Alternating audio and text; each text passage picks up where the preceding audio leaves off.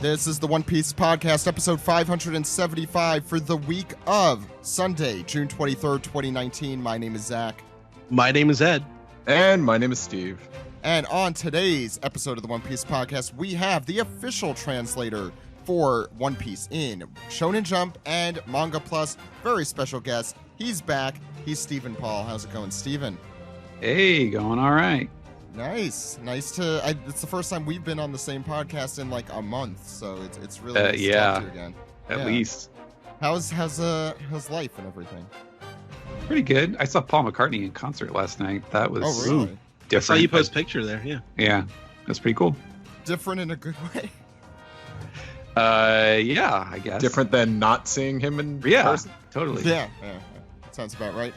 We also have Anime News Network writer-reviewer. He does JoJo's Bizarre Adventure, Golden Wind, also yes. One Piece, and Black Clover. That's still going, right? Perfect. Yes, you got it. That's all of them? It's all the ones I'm doing right now. Oh, okay, perfect. And he's also our anime recap host. We have Sam Leach with us. How's it going, Sam? It's going good. Recently got my bike fixed, so that's been fun. So now he could just bike away from the show when he's I feeling can- like it. Well, I if we can know explore anything, nature. if we know anything about Sam, he likes to ride his bicycle. He likes to ride his bike. We also have from the Ass Backwards Anime Podcast, as well as the Gintama Podcast, which is not ending. We have Doctor. How's it going? It's been a really long time. Yeah, so long that the Gintama manga actually did end early this week. It's amazing. Yeah, that is shocking. I did not see that coming. No, It's not the end of the world as we know it. Is baby. Steve just quoting lyrics from random songs at this point? no. It's something else. It's something that it's the long con. That's what it was. You gotta yes. go back and listen to episode 500 because that is long-term storytelling. Am I right? Yep. WWE, take notes. Steve and Doc also do a wrestling podcast, Tune Sweet, wrestling entrance music, correct? Yes, that's right. New episode coming very soon. Yes, that I do that as well, among other things. I'm too busy, clearly.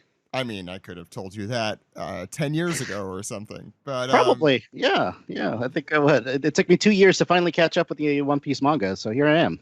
Yeah, and Doc was one of our very first guests on our show. This is in honor of 10 years of the podcast. We're bringing back someone from single-digit podcast episodes. Was it that long?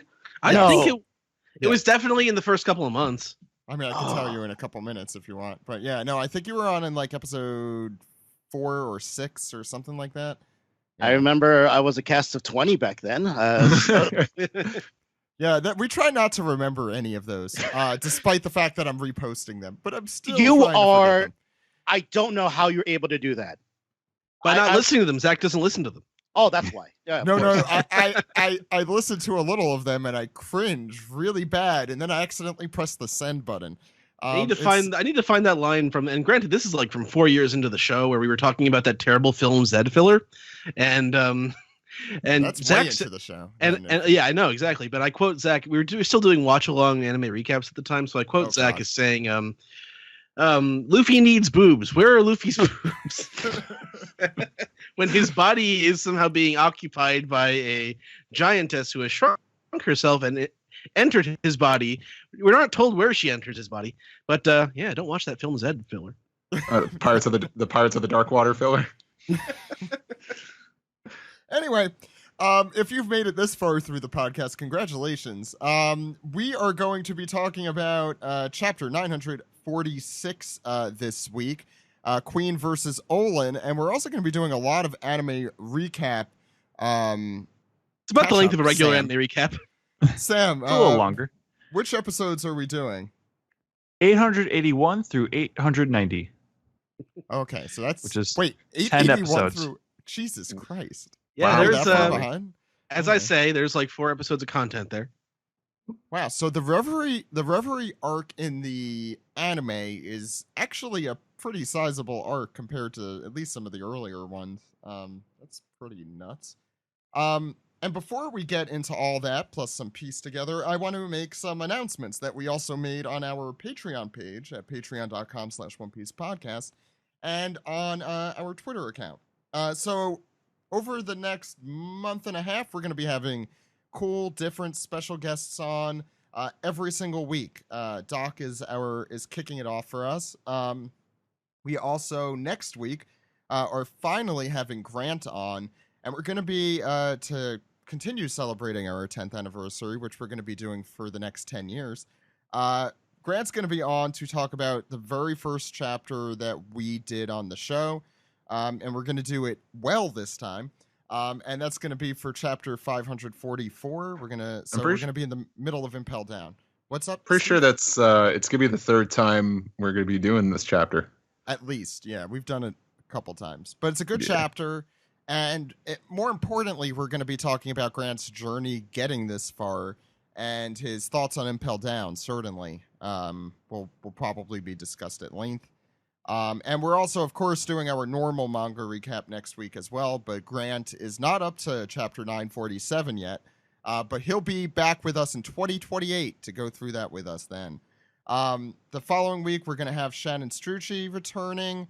The week after that, we're going to have Dan Dockery on from Crunchyroll and Cracked. Roger's Base joining us the week after that. And Brian Newton, finally, after a long hiatus for him, joining us that July 28th. So my birthday. It's Ed's birthday podcast, and for his birthday, he gets Brian Newton. That's pretty great, actually. Yeah, look, definitely do worse.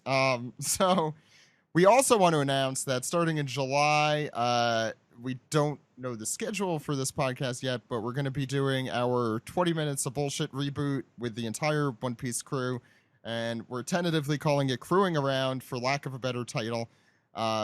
Jill came up with that title, and she did a good job, and we're probably not changing it. So you can check that out. All she needs to do is host her own podcast episode. Yeah, which she's way expired on at this point. Mm-hmm. That's going to be a Patreon exclusive podcast for those $5 and up. So that'll be fun. Yeah, I mean, her time to host an episode has been expired for so long. I'm surprised there's not a segment of Alex and I eating it.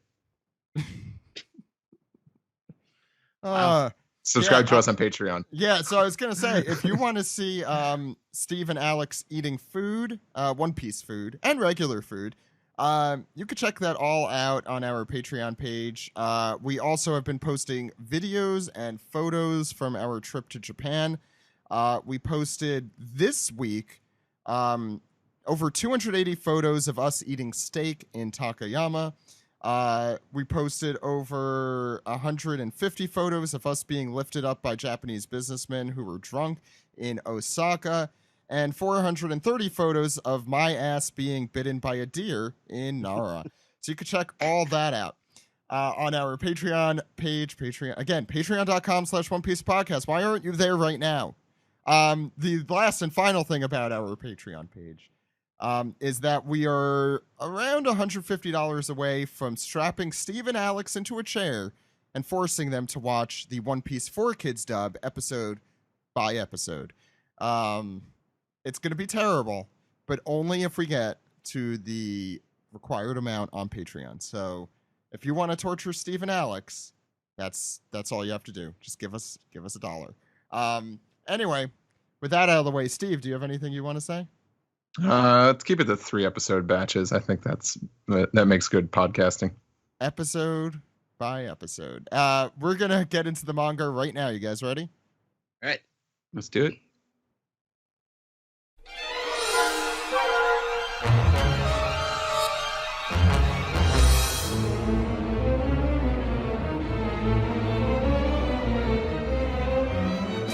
This is the manga recap for chapter 946, Queen versus Olin, the fight of the queens.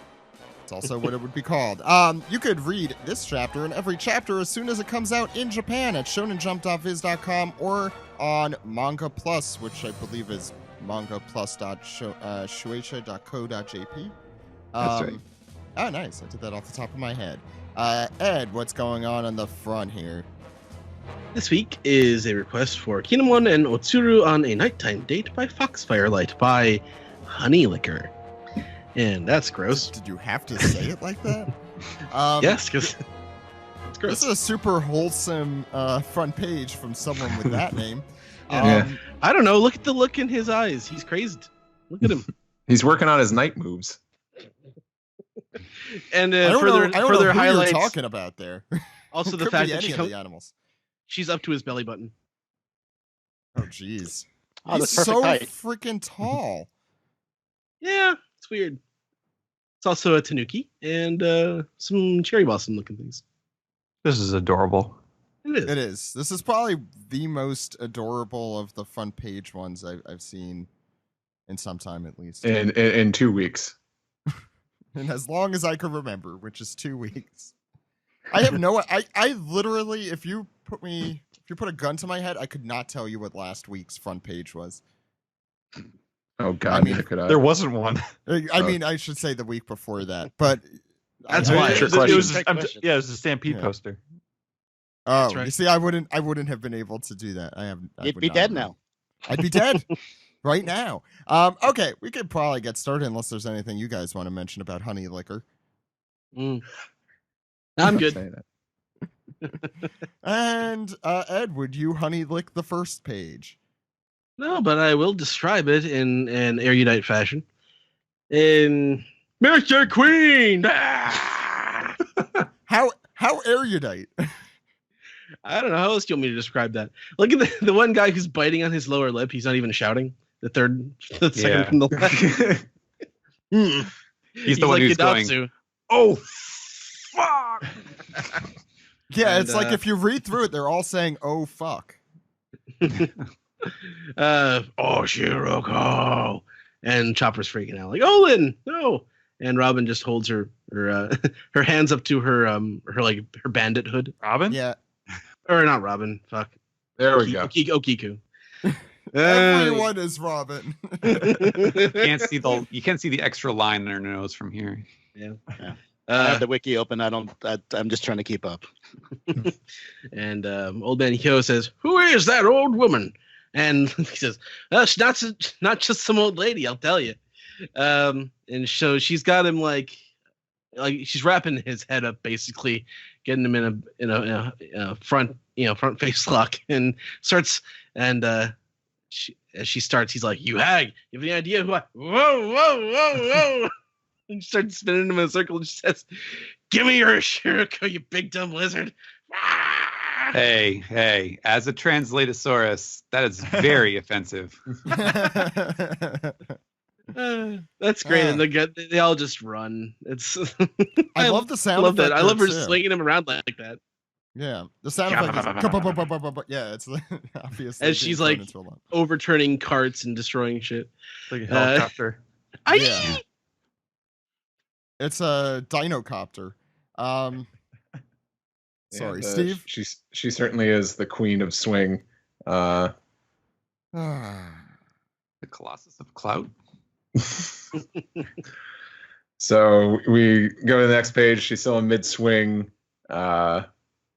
Queen lets out a big yell, and Luffy just grabs old man Hio. He's like, "Get down, Gramps!" Before they just get taken out by this giant Brachiosaurus, and the irresistible force meets the immovable object, except the immovable object gets moved across across the labor camp right into a wall. Yabba dabba doo, the workday is over. I'll go by her kayfabe name. Olin throws Queen right into the wall, and everyone's running away. By the neck. With a broken freaking neck. As God is my witness, she's broken in half. How you learn how to get thrown by a big mom. So we kind of cut out to the outskirts of the prison camp and just get a Sadoom. I think maybe is this supposed to be kind of like an echo? You'd think, Steven? Yeah. The entire It's the- facility is taking a face fault. It's Oh, yeah. rumbling, with the impact. I thought it was just stylized, but we get more of these. Are they pleasure? What are these guys again? Pleasures. They're pains, shockers. Shockers. I mean, Babanuki's a gifter. You know that. Okay. But they're like, Udon's in trouble. And then we also see that Kid and Killer are freed. I don't know how. But, It was so you could see where Queen yeah, you got could see it. thrown. Yeah, Mhm. he got like thrown into the thing where Killer and The pulley. Killer and Kid were. Yeah. And blah, as Kid just vomits up a bunch of water. And He finds it meanwhile, funny. the Killer's just like, fwa fwa. But yeah, they're free now, so they won't be drowning anytime soon. So Garlic Jr. is free. We go to the next page. What? We go to the next page, and Luffy stares on and says, "Oh, good, they're out now. Hey, guys, you alive?" Talking to Kid and Killer there, and we see Queen's giant neck just taking up the background there. Is Master Queen? You getting up there? And then he starts reverting back into his humanoid form, and the shocker. Look at his or snout. whatever- Look at his cute little snout. Cute is a really, really incorrect word. And come on. the schmucks there note that she knocked out a guy worth 1.3 billion berries in just 2 hits. They realize, yeah, that is the real Big Mom. She's on another level entirely, and realizing someone should probably tell Kaido about this. Meanwhile, they say, "Hey, did you notice, that over there?" And we notice that the thing over there is that a cell has been broken open by the impact of Queen onto the stone rock face, whatever you want to call it there. And it's the never opening cell, and it's open. That's got to be good. And everyone is looking over. Some people are happy because they're pleasures. Other people are shocked because they're shockers. And one guy has a bear suit on. And they're saying, "I have no idea what's in there, but it's got to be chained up. And you know what?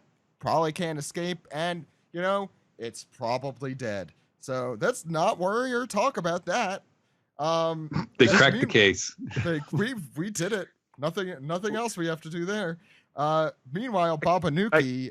Yeah, go ahead, Sam. I can't remember. Is this supposed to be Kawamatsu's cell, Yes. or is there another? I'm No, that's assuming it's Kawamatsu. Yeah. I'm very, very strongly hinting it's Kawamatsu's. Meanwhile, Babanuki walks in, and the Scorpion King, whose name I forget, says... Dwayne Johnson, The Rock. He says Haku Machente. Haku Machente. I think it's just Daifugo. They say it in the next word bubble. Oh, Yeah. Shut up, Ed. They say, so Daifugo says, "Should we shoot that thing, Babanuki?" And Babanuki says, "Don't antagonize her, Daifugo. What an idiot." I added that. What are Kaido's orders? And meanwhile, they can't get Kaido's orders because, as the schmucks explain and hold up, stupidly, they say, "Chief Warden, our smails aren't getting any signal. Nobody's able to reach Onigashima." Your snails aren't Babanuki's working. Shocked. Oh dear, you'll get nothing and like it. It's a mail. Yeah. Oh my god. Stephen, please. This is the problem with modern technology. Everyone's over-reliant. So we go to the officers' tower of the excavation labor camp, and Raizo is in top form. You can tell because he's going nin, nin, nin, nin, nin, nin, nin, nin, as he rushes through the corridors. And he's like, "Wow, this is a lot easier to do when they're all distracted by something, whatever that is." So he doesn't know what's going on out there. He just knows that this is his time to shine. He says, "That caribou is a useful fellow." And we get a mini flashback setting up this current situation with the non-working snails. He says, "The thing that makes the enemy so troublesome is their relaying. The this way, that way, they went that away business. But you see, the smart snails they use in Wano have one weakness. They have poor mental signals. So every snail's signal has to be sent to the boss snail that exists in each area, and it gets sent back out from there." And we have this a little diagram. How are they smart snails if they I was have gonna weak say. mental signals? I would also add, I mean, I think there's smart snails because they look like smartphones. Yes, yeah. Yeah. But the funny thing is, unlike smartphones and the internet in general, we're going back to like the original systems of communications where you have to have an operator, except in this case, it's a really derpy looking Slurms McKenzie snail. Oh, yeah. It's Fonzie. It looks like Fonzie. Yeah, he's just having a good time, man. Hey, how you doing, baby? What's going on? Hey. You know the thing I love about smart snails? They all stay the same size, even though I get bigger. Oh, God. Oh my Yeah, god. yeah, it's Wow. disgusting. It's disgusting. No one likes the ball snail. He's a dick. Anyway, please, Steven. All right. So, He Caribou. does look like Matthew McConaughey, though. That's all I was trying to say. Go ahead. Yeah, no, I think we got it. Okay. It So took me a bit. Caribou continues. He's quizzing Raizo now. It's like, my question is, if little old me gobbles up the boss snail for Udon here, then what happens? And Raizo's like, all the messages won't go through. And he's like, ding, ding, ding, we have a winner. And I haven't been stuck in here for nothing, see? I know where that boss snail is. Let me do my thing, and the signals will go down. Then you do your thing and steal all the keys. So Oh my God, that's what's Caribou's happening. Such a dick. Caribou has stolen the relay center for all of their snails, so they're basically isolated, and Raizo is now taking advantage of that. And we see down the corridor that some of the guards are like knocked out. Someone's knocked out, and another one's going, "What happened? Hey, come in! I'm in, building B." And nothing is working. We see Raizo is hiding around the corner, and he's thinking, "Just a little bit longer, Kawamatsu, and then I'll set you free." Which the usual Raizo dramatic irony, which is that Kawamatsu is, by all accounts, apparently already free. Or smushed, Or smushed, yeah. Either way. Smush Kappa. Where are we, Sam? All right, we turn the page, and Big Mom is shouting, "I found it, the Oshutiko!" And she's hugging the big pot that says Queen on it because it's reserved for Queen. The one time Alex couldn't be on to do his Winnie the Pooh is when there's a giant jug of something. I don't know. That could say queso. Oh, that would be It's like so when much someone better. steals your lunch, even though it's got your fucking name on the thing in the fridge. And By the way, having had both queso and oshiruko, queso is significantly better. Yeah. Yes. I mean, right, Ed and Steve? I agree. Yeah. Okay. I think I'd rather have a nice little helping of queso and some chips. Yeah. Okay. Anyway, Sam, sorry to interrupt. Yeah, her eyes are hearts. She's saying, what a sweet, rich smell. There's so much of it. It was worth the long trip to get here. And then Queen's grunts are thinking to themselves, oh no, but it's empty inside. What'll happen when she finds out? Who will she be angry at? She might just slaughter all of us. And she opens the pot. Her tongue is out. She's ready to eat. Her eyes are still hearts. It's empty. And then on the next page, this is quite the face. I love this so much. This is fantastic. Like you can just like hear the soundtrack just like cutting out, like. Yeah. Or the record scratch. You might wonder how I just got here. Yeah. The background is completely painted black. Her eyes are black. It's just crushing disappointment. The Mick Jagger special. Everyone's running away. Evacuate! Abandon post! Save yourselves! We're facing an unpredictable disaster! And then Luffy just hands on his hips. Oh yeah, I totally get why she's sad. I wish I could eat that stuff again too. That Oshiroko sure was tasty. And Hyo is just like, straw it, Phil, please don't. And Luffy's just like, what? This is doing some good comedic timing here. Yeah. So obviously Big Mom hears that and is like, oh, it was you. And Luffy is just like, what's everyone looking at? What's happening? And obviously he was like, because you said you had some. And poor Chopper's like, I just got here. Damn it. In the middle of all this trouble, of course, he decided to say the quiet but loud and loud part quiet. Which Luffy is like, what? Oh, I said that. Oh, my bad. I was just thinking about it, but it was really good.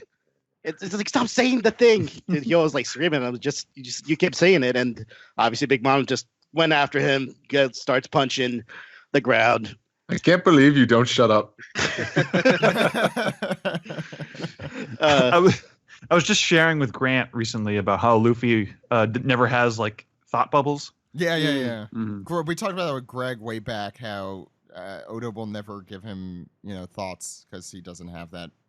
He No says internal everything out monologue. loud anyway. Yeah, and here we go. Yeah, it was like literally coming to hurt him. Well, too bad for him. So Luffy is just trying to be like, oh, Big Mom, hold up. But like we fall from the spot. We're actually both gonna die. We have these blades in these collars that will cut off our heads, and apparently Big Mom doesn't know who this Big Mom is. So obviously she still have a bit of that amnesia.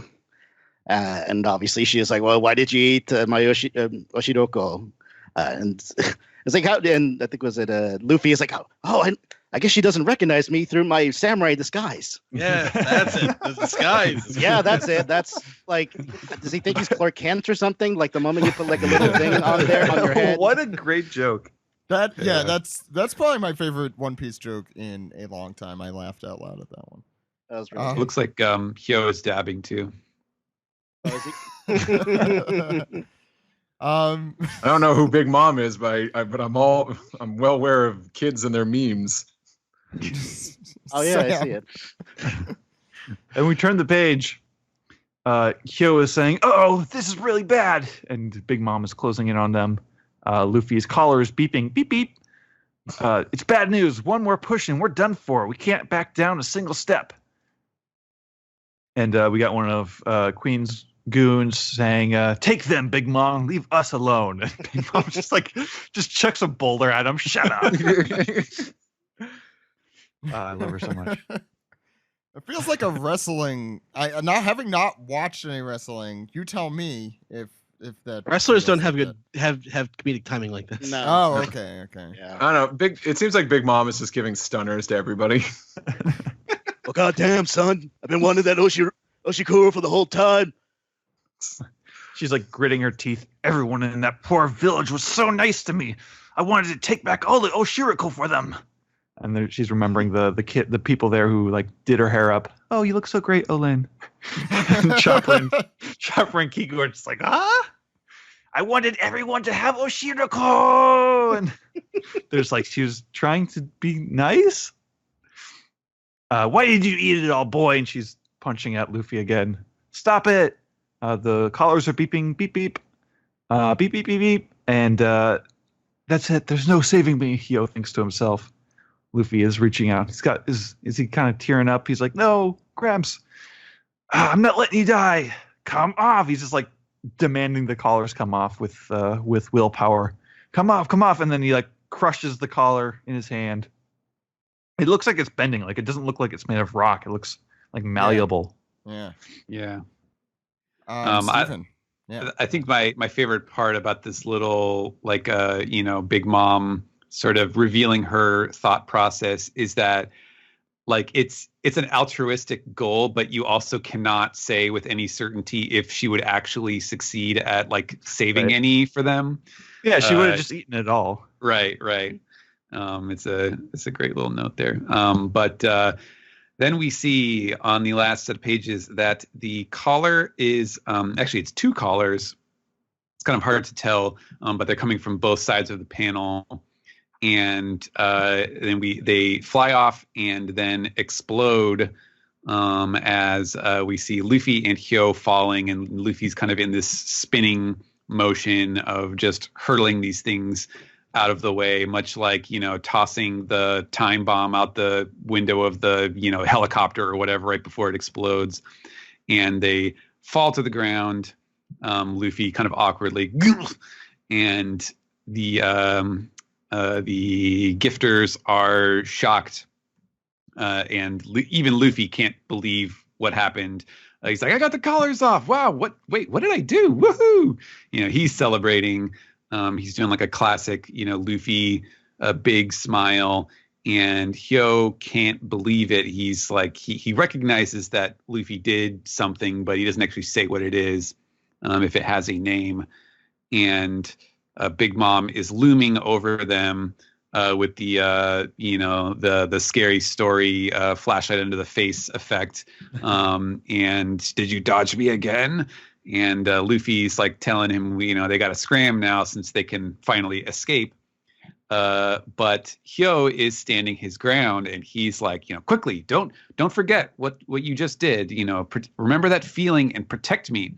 And Luffy's like, what are you talking about? We got to run. And Hyo explains, it is in the midst of danger that power truly blossoms. And Luffy, just kind of on instinct, just like jumps right in front of him to get in between Hyo and Big Mom, who's got her fist, ramming speed. She's getting ready to punch them. And Luffy's like, are you crazy? This is training. If I mess up, you're going to die. And Hyo is like, I know that. And so, Luffy's quick on the draw. He gets himself ready. His hands have the armament hockey, and he's like, "Then come, Emperor of the Sea!" And he's got the snort, visual effect, getting ready for Big Mom's punch. Cool. Is that like the pose that the admirals did, like the hands sticking at the Macarena? Oh yeah, the Macarena pose. It is. This is a little more like a sumo pose. But Yeah. Yeah, I think he's doing a sumo thing because he's also like on a sumo mat, if you recall. Doing a what did they call it? It was something sumo. Anyway. Oh, Sumo Inferno. Sumo Inferno. Super duper sumos. Starring Nicholas Cage. Sam, come on. So let's go around the horn. Opinions on the chapter. Well, Doc, I want to start with you, but I know you also just recently caught up. You had been behind for a while. Yeah. So do you want to talk a little bit about that, and then we'll talk about your thoughts on the chapter?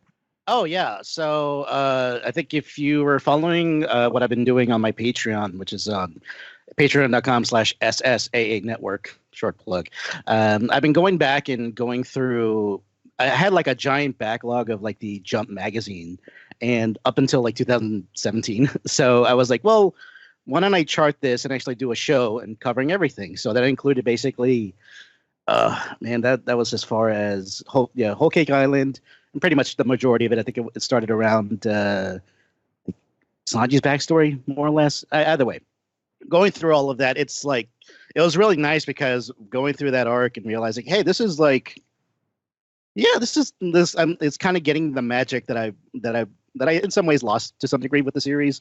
I mean, my opinions are very different from probably the people here, obviously, but it depends on what we're talking about. But I will say, like, Wano has been fantastic since the beginning. I feel like this has been like the most excited I've been since the time skip, honestly. Oh, wow. The chapter. The chapter itself, fun. I think it's like we didn't really get like a lot of I guess Luffy with Big Mom, but like a chance encounter, if you want to call it that, from the last arc, and now we got a little bit of more of a one-on-one, and now Luffy seems to be powering up here. It's fun. I cannot stress that little samurai disguise thing really tickled me. A little comment earlier, but yeah, this is a solid chapter, at least. Cool. Yeah. Sam. Yeah, I enjoyed this chapter. I still love Big Mom so much, and there's just so much good Big Mom content in this chapter. Just from her, just smashing Queen back and forth, and I really hope we commit like whole hog to the sumo thing next week. I hope part of the training is like trying to stay in the ring, so to speak. Well, it's kind of gone now without the I was gonna say there's not much there. Yeah, but they could make up that rule on the spot as like a part of the training, or because like Luffy just remembers doing the sumo a little bit earlier, because that would be a great payoff for like the earlier sumo where Luffy was beating some scrub, and now he's like applying that same logic to. Big Uroshima Mom. is the sumo champion. He's the Yokozuna, not some scrub. Oh, he's from Samoa. That's always funny to two people. Oh, and Hyo is badass. Like on this last spread here, where he's got his arms crossed and he's putting his life completely in Luffy's hands. Like he totally sees what Luffy's capable of. There's not a whole lot to comment on. I just think that I'm having a lot of fun. This is like everything I could have hoped Big Mom in Udon was going to be. Steven. And, yeah. Sorry, go ahead, Sam. No, that's it. Okay.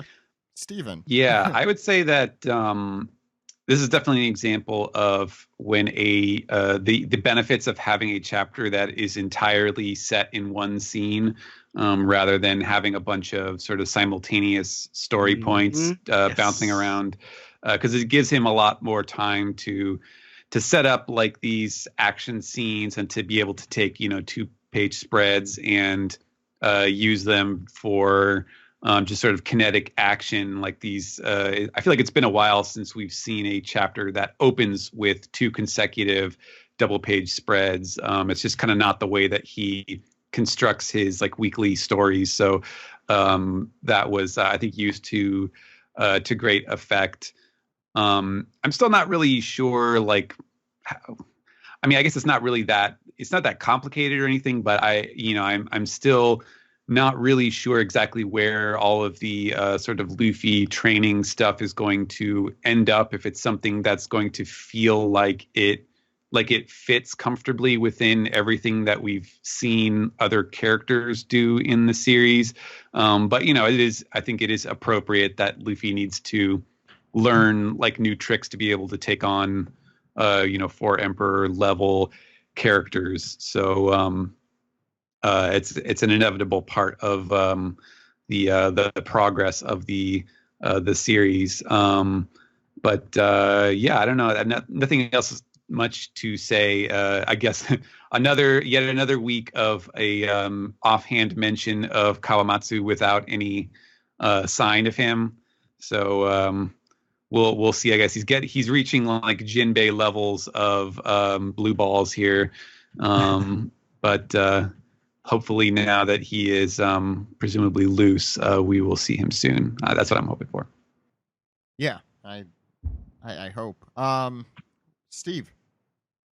Yeah, fun chapter. Hijinks. I really loved seeing Big Mom just come in and squash one of these. Sorry, what Headliner? what's the name? No, Headliner. Okay. Is it the one above that? Oh, lead performer. Lead performer. Yeah, that's the stable. That's fun. It's fun. It's a big mom slamming a giant brachiosaurus. I mean, slam bam, thank you, mom. Not British enough for that joke to work. But other than that, yeah, the gags are great. Like, of course, Luffy would eat all the food and then be like, "Oh, you can't recognize me because of my awesome samurai disguise." When it's he's barely, like, he's half dressed. He's not wearing a shirt. It's got to be that prison collar. It's a staple in every samurai's top garb. knot. Still got the top knot. Oh, yep, it's always That's the top knot. Which I'm realizing is not in this last page here. I forget if this was in the manga or this is just part of our discussion, that this was the same technique that Rayleigh used to take the cups or take the neck thing. I mentioned it last week, and I know our friend Joe mentioned it on the podcast when she was on here.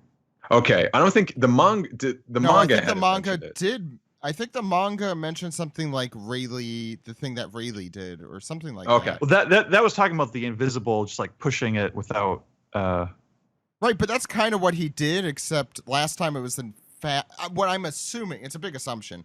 I'm assuming it is the same thing Rayleigh did, but in slow motion. Like, we're actually seeing the process of what Rayleigh did. Yeah. As Luffy does it. I'm assuming basically Rayleigh did the same thing, but it was just so quick that you couldn't see him actually grabbing it, crushing it, and throwing it off. But yeah, anyway, Steve, go ahead.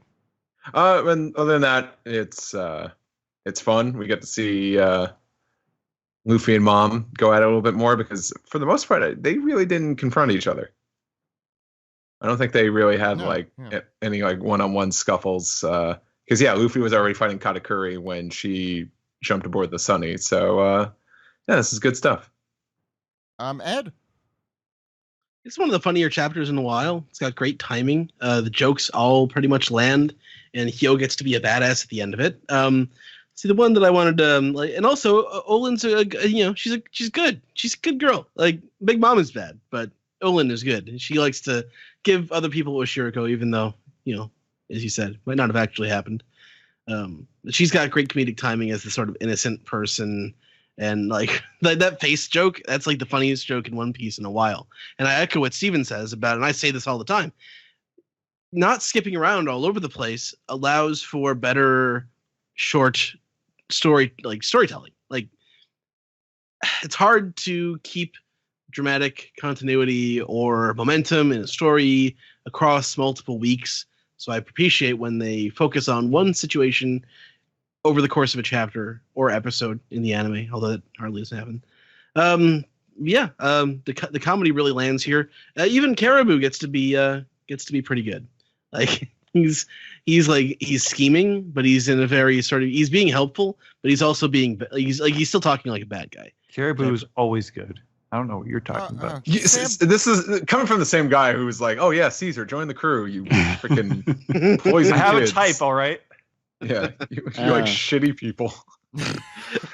Sam, I hope you watch out in your relationships because if your significant other is trying to poison you or do anything that Caribou would do, Sam, here's a tip: if you ever date someone that says, "Hey, want to try arsenic?" Get out. Don't do what Donnie does. Well, they could have made it smarter. You guys are not very trusting people, I'm learning. Don't try arsenic after the second date. That's what I'm saying. Anyway, that's what I got, Zach. What do you got? I loved this chapter. I feel like it's been a really long time since we just had like a straight fun One Piece chapter like this. Like the whole thing was super enjoyable. That whole Yasu thing happened. No, that was a good but like heartbreaking chapter.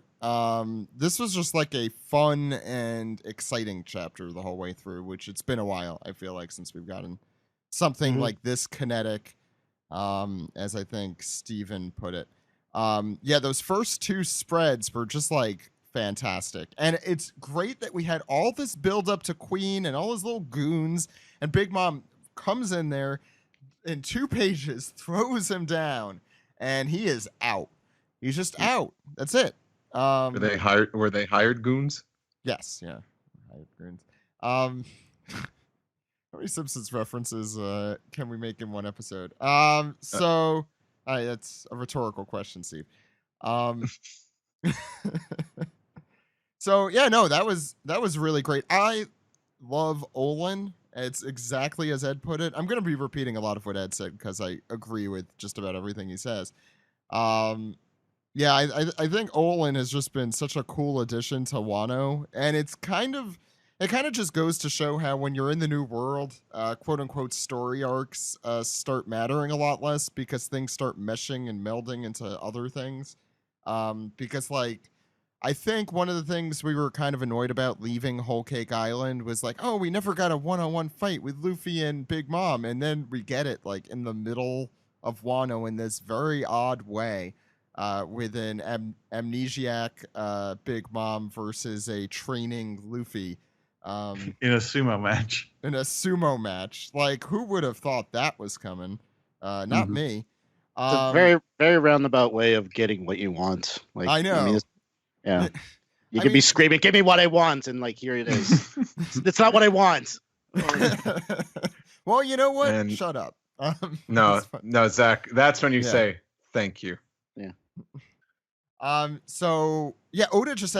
knows to trick the audience as much as possible.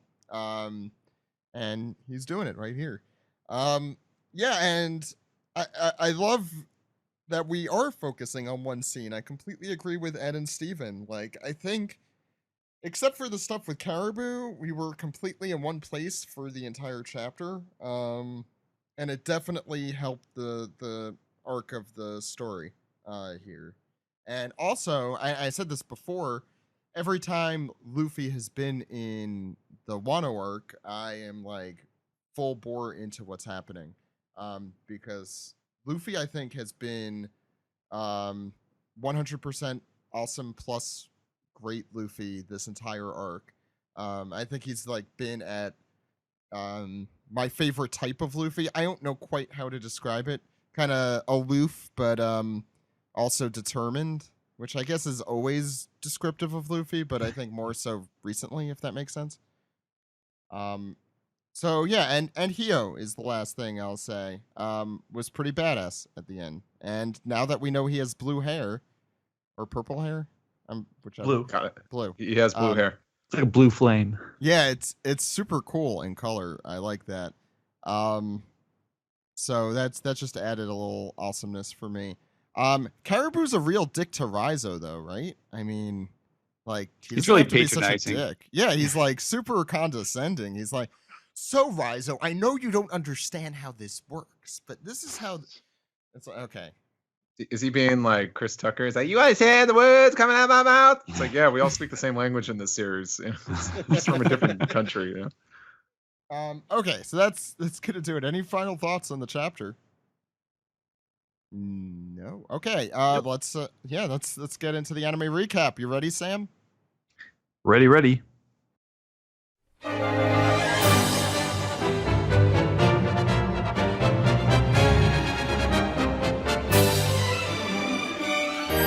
This is the Decouple anime recap for It's episodes really been that long. 881 and 890. I'm your host Sam, and today with me we have, as usual, our good friend Ed. To be fair, it's like 4 episodes of worth of content. Yeah, if even. Well, like this episode was like 50% new content. Like, but that's like the high end. I don't even know if I would go that far.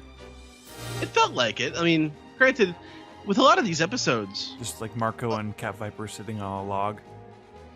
are those the Sphinxes that he was healing? The Sphinxes who grow on the this island or Manticores live or on? whatever we're calling them. I forget if that was the Sphinx or the Manticore. I know that the one that the girl that Marco was healing for the girl, like the girl was calling it Tama, which is odd considering that there's a character coming up. Yeah, that's true.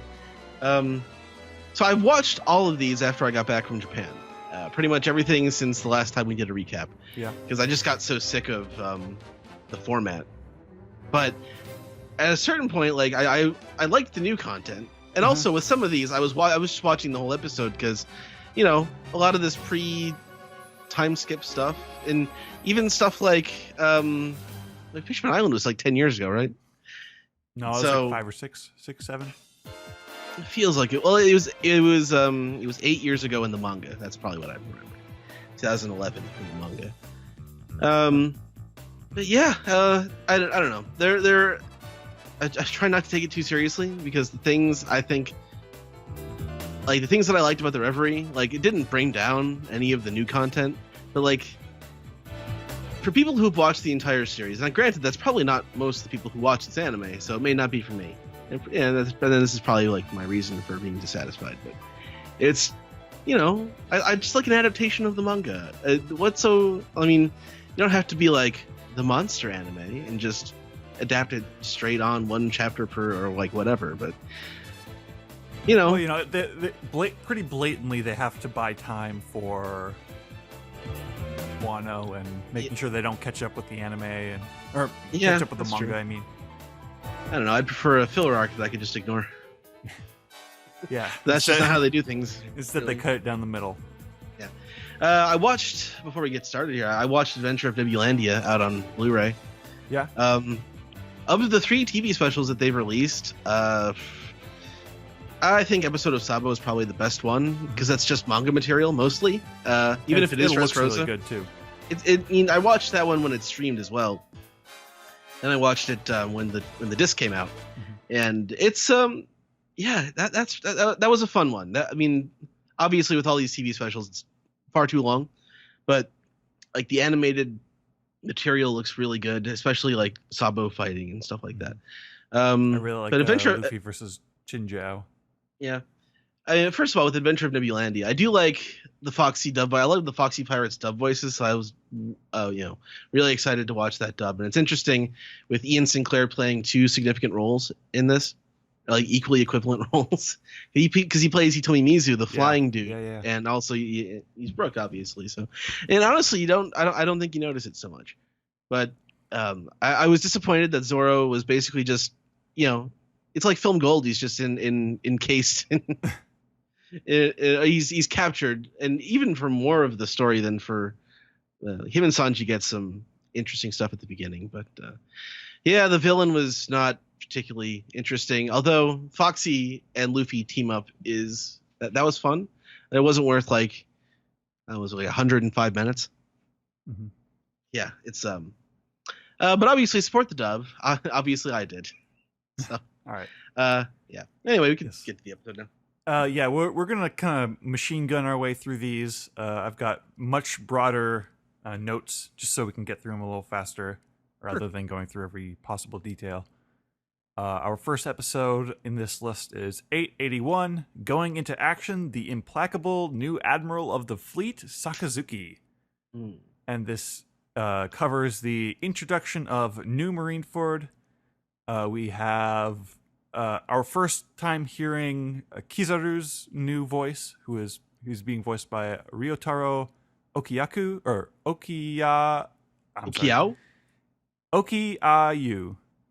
Okay. And he's replacing, Unsho Ishizuka, because obviously did he die? Yeah, he was also the voice of Joseph Joestar. Oh yeah, that's okay. Yeah, I definitely heard about that. One of the more notable scenes in this episode was Fujitori's like, "Oh, this isn't technically a Navy base, so I don't have to follow Sakazuki's orders." I wonder how. Like, I mean, obviously, it's a joke about how Fujitora is just being pedantic and just like stretching just being too literal with Sakazuki's orders, but it still feels like it translates weird into English. Like it's supposed to at least like somewhat resemble like a quibble or or something. I don't know. It's he's just getting one over on him because he knows that he is powerful enough to sort of be able to get away with that. It's just that's his deal with Sakazuki. Mm-hmm. Like I think he's got like a superiority complex, or at least he's got like his own ideals that he's going for. So he doesn't necessarily respect the hierarchy of the Navy. I mean, but he respects Sakazuki's power, to be sure, physical and like institutional. But I think he feels like he has enough, carte blanche to be able to do these kind of things. Yeah. And then the rest of the episode is basically just an Impel Down recap, clip show, going up to the beginning of Marineford and ending with Luffy and his makeshift crew of like Ivankov and Crocodile and all them falling out of the sky. It's interesting. We actually got like the second half of that this week. Well, they kind of repeated a few Marineford stuff here, because in 882, it's like almost all Marineford. 882, the Paramount War, the inherited will of the King of the Pirates. And so we get the rest of the Marineford flashback or recaps. This goes into the kings and queens arriving in the Red Port with all the gondolas and all that. Mm-hmm. They didn't really did they give the kings and queens with the funny names like Oda boxes? They did? Okay. Oh, I don't know if they got Oda boxes, but they got like... They did get introduced. I don't know if they got... The red carpet got rolled out for them, and they went through all their names, like King Beer the Sixth, and Queen Morlone, and King Taco, and King Hamburger. Is Hamburger 2 words? Right? Yeah. First name Ham, last name Burger. Well, in One Piece rules, it would be like family name Ham. Right. Given name Burger. Burger Ham Lincoln. So the Ryugu Kingdom is being chaperoned by Garp, and that's cute. And then this episode, so they shifted some scenes around. Fujitora and Ryukogyu's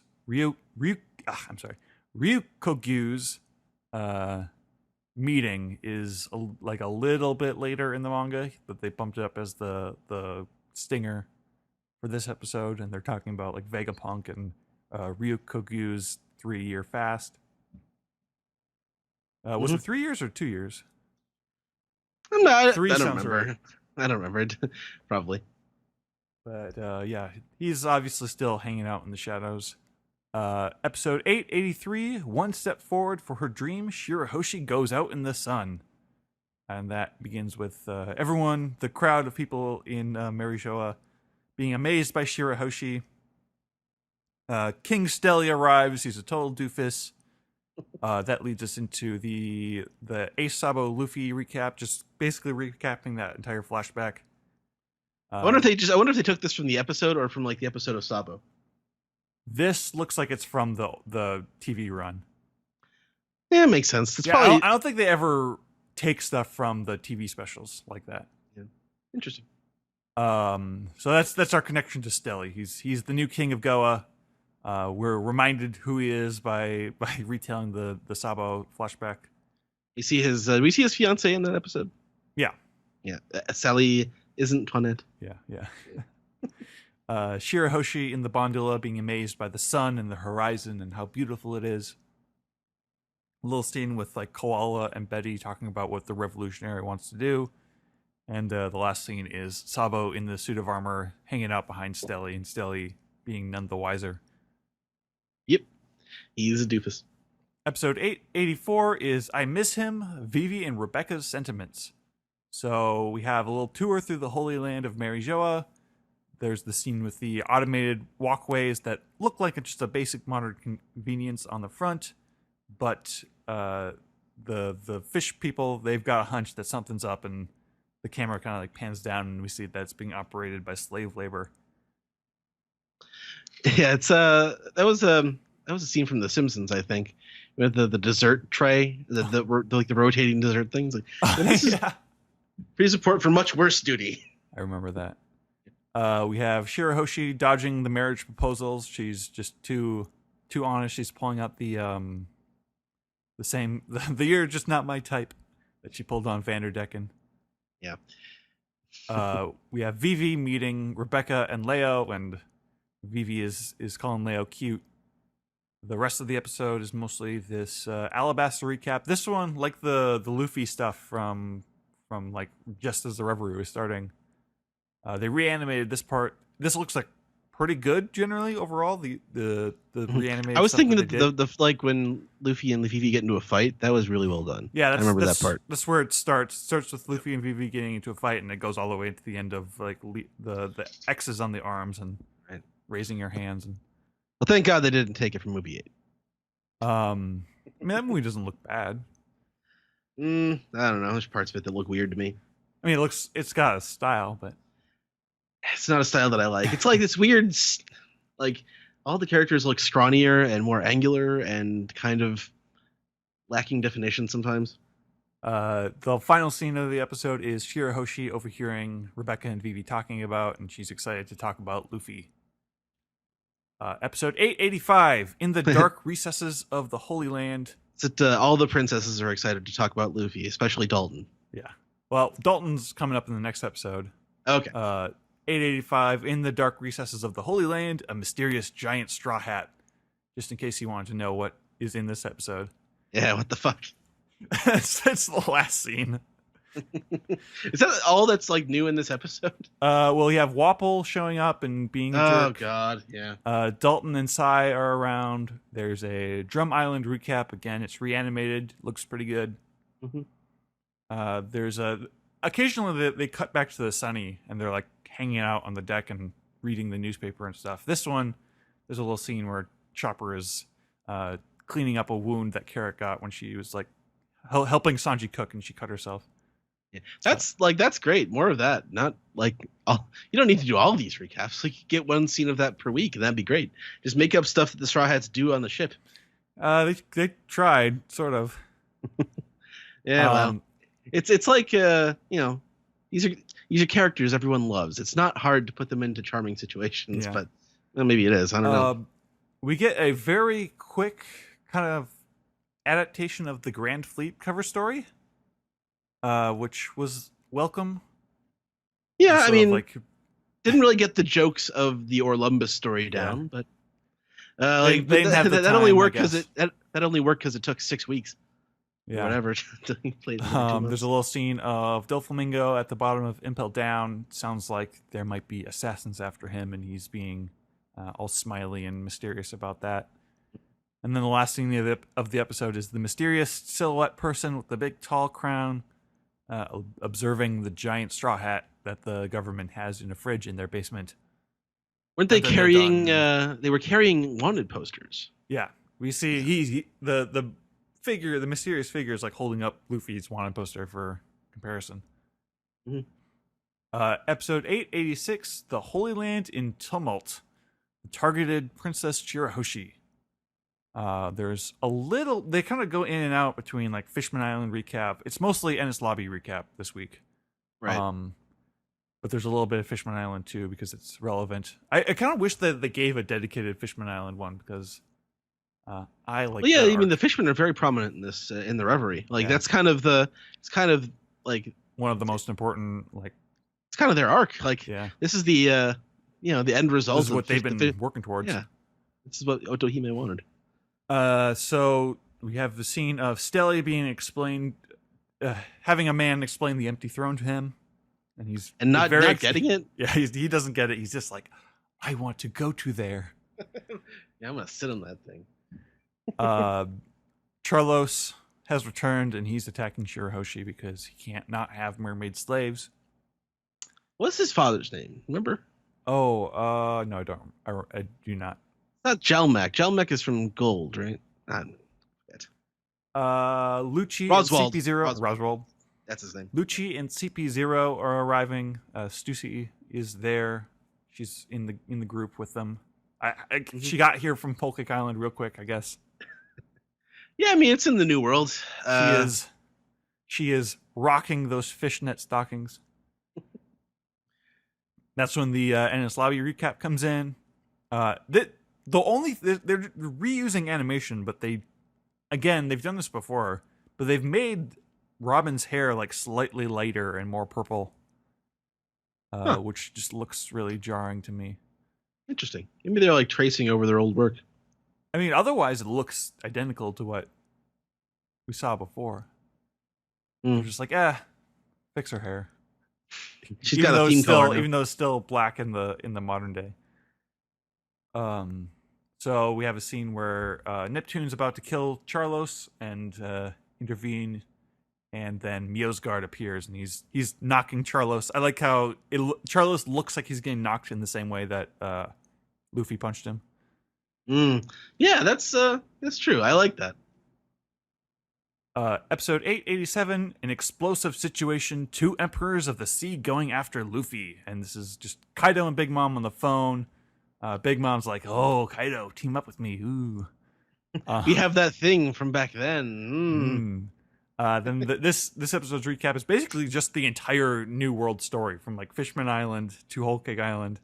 Is this where they mentioned the rocks pirates? Yes, this is where the Marines are chilling out in the cafeteria. They're talking about rocks. The pirate crew, I guess it's a pirate crew. They're kind of vague about everything. They're minerals. Come on. The anime makes it way more explicit that they are talking about rocks because Big Mom and Kaido are connected to it. In the manga, it was like, oh, speaking of Big Mom and Kaido, Garp, how about that rocks? But in the anime, the narrator straight up is like, oh, there's a connection between Big Mom and Kaido and rocks.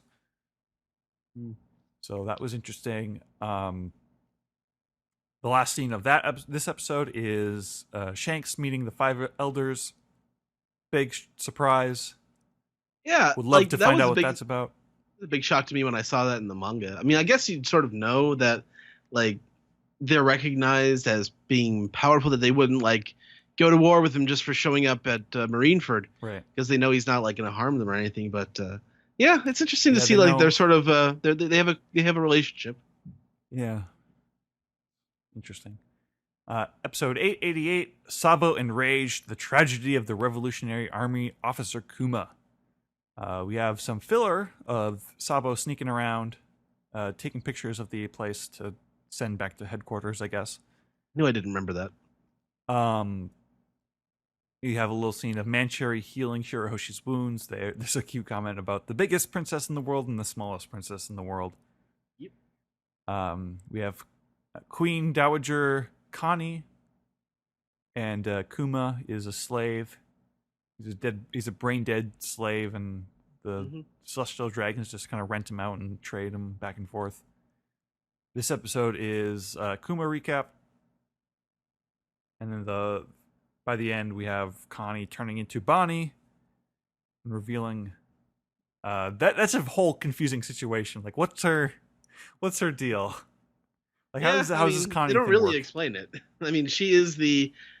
I mean, it's not really said. Like, is Kuma supposed to be her son? Like, is that what we're led to Or believe? they were married once, or Maybe. or she's pretending to be someone that he's related to, but they're still, at the very least, they're friends. Anyway, Sabo is mad about Kuma, and him and the revolutionaries are getting ready for a fight. And that's the end of that episode. Episode 889. Finally, it starts. I just want to say that I like the Revolutionary Army captains. They have good chemistry. Episode 889. Finally, it starts. The conspiracy-filled reverie, which is mostly this feels very off topic, where the revolutionaries are suddenly talking about how Kuma split up the Straw Hats and all the things that the Straw Hats went through to get back together. So this is the 3D2Y recap, starting with Kuma splitting up the Straw Hats, and then eventually them going on their own separate journeys and then coming back together. It's like putting a big flashing neon sign saying, "This is important." Yeah. We have the kings finally sitting down for the reverie. King Hamburger is kind of leading the conversation. It kind of cycles through different kingdoms every 4 years.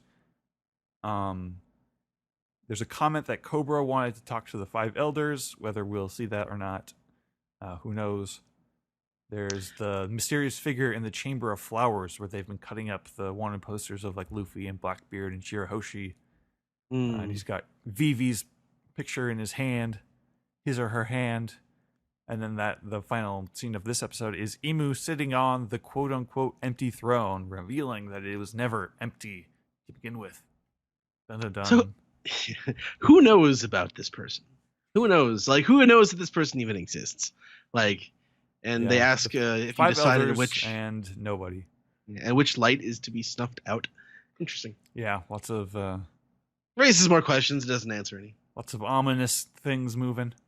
And then the final episode in this batch is 890, Marco, the keeper of Whitebeard's last memento. This The one Minks has have landed on an island where Marco is. I like seeing these like suave minks in suits, checking the place out. And you've got Roddy and seen BB. Have you ever seen the movie Night on the Galactic Railroad? No. It's sort of an artsy movie from the early 80s.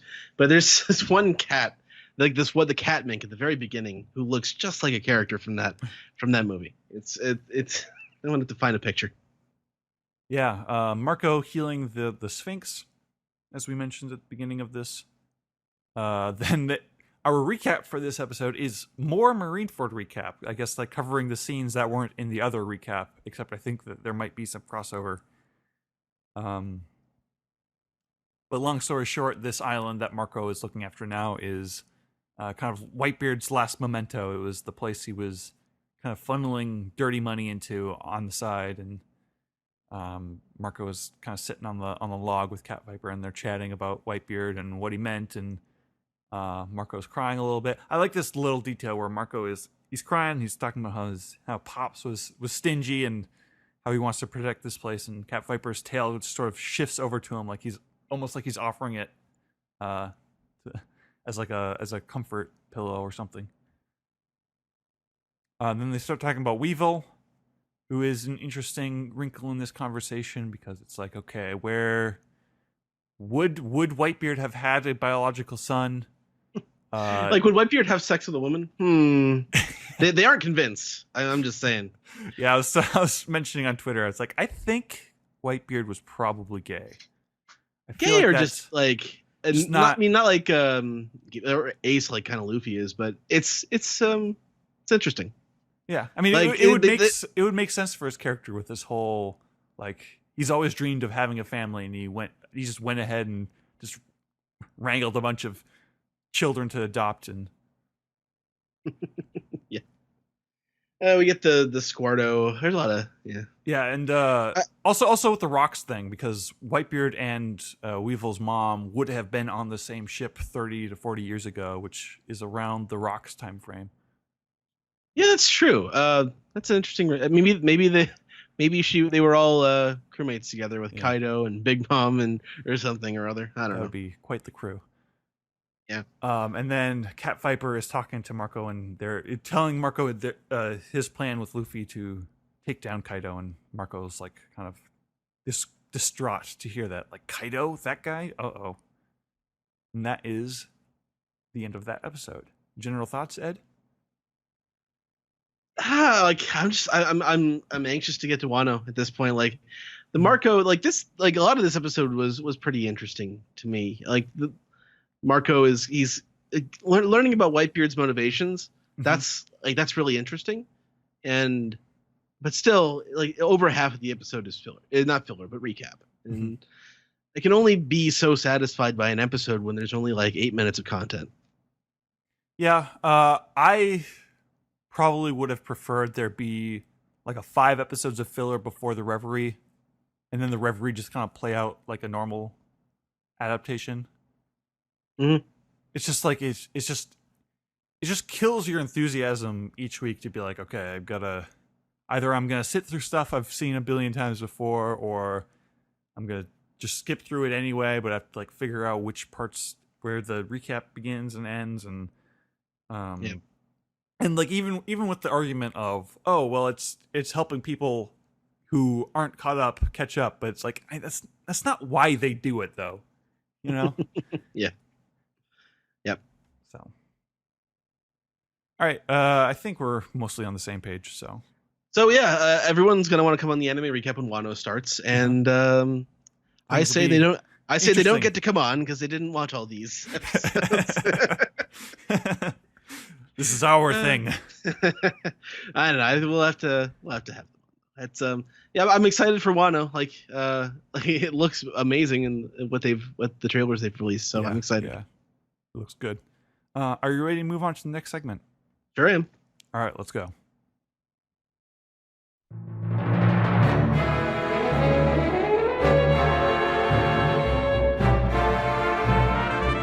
I've got a queso the munchies, and I need some piece together questions to quell that hunger. All right. Anyway, we need some questions, comments, and theories. Let's go first to Ed. What's it called? This piece. Sam, what do we have on Discord this week? We only have one small comment on Discord this week, and it comes from our good friend Joe. F yeah, I'm so glad me and Sam called Luffy yanking off this collar. What an exciting chapter. I do not know that's the direction that was going in.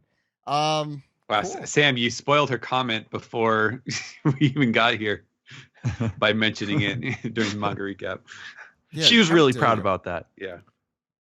Thank you, Joe. So we could go to emails, I guess. So the first one is a tinfoil hat theory from Dark Leviathan. It's pretty long, but let's go through it. So last time we touched on a theory apparently about, I don't remember, I might not have been here, about Kyoshiro not being Denjiro, but instead Kinemon's son.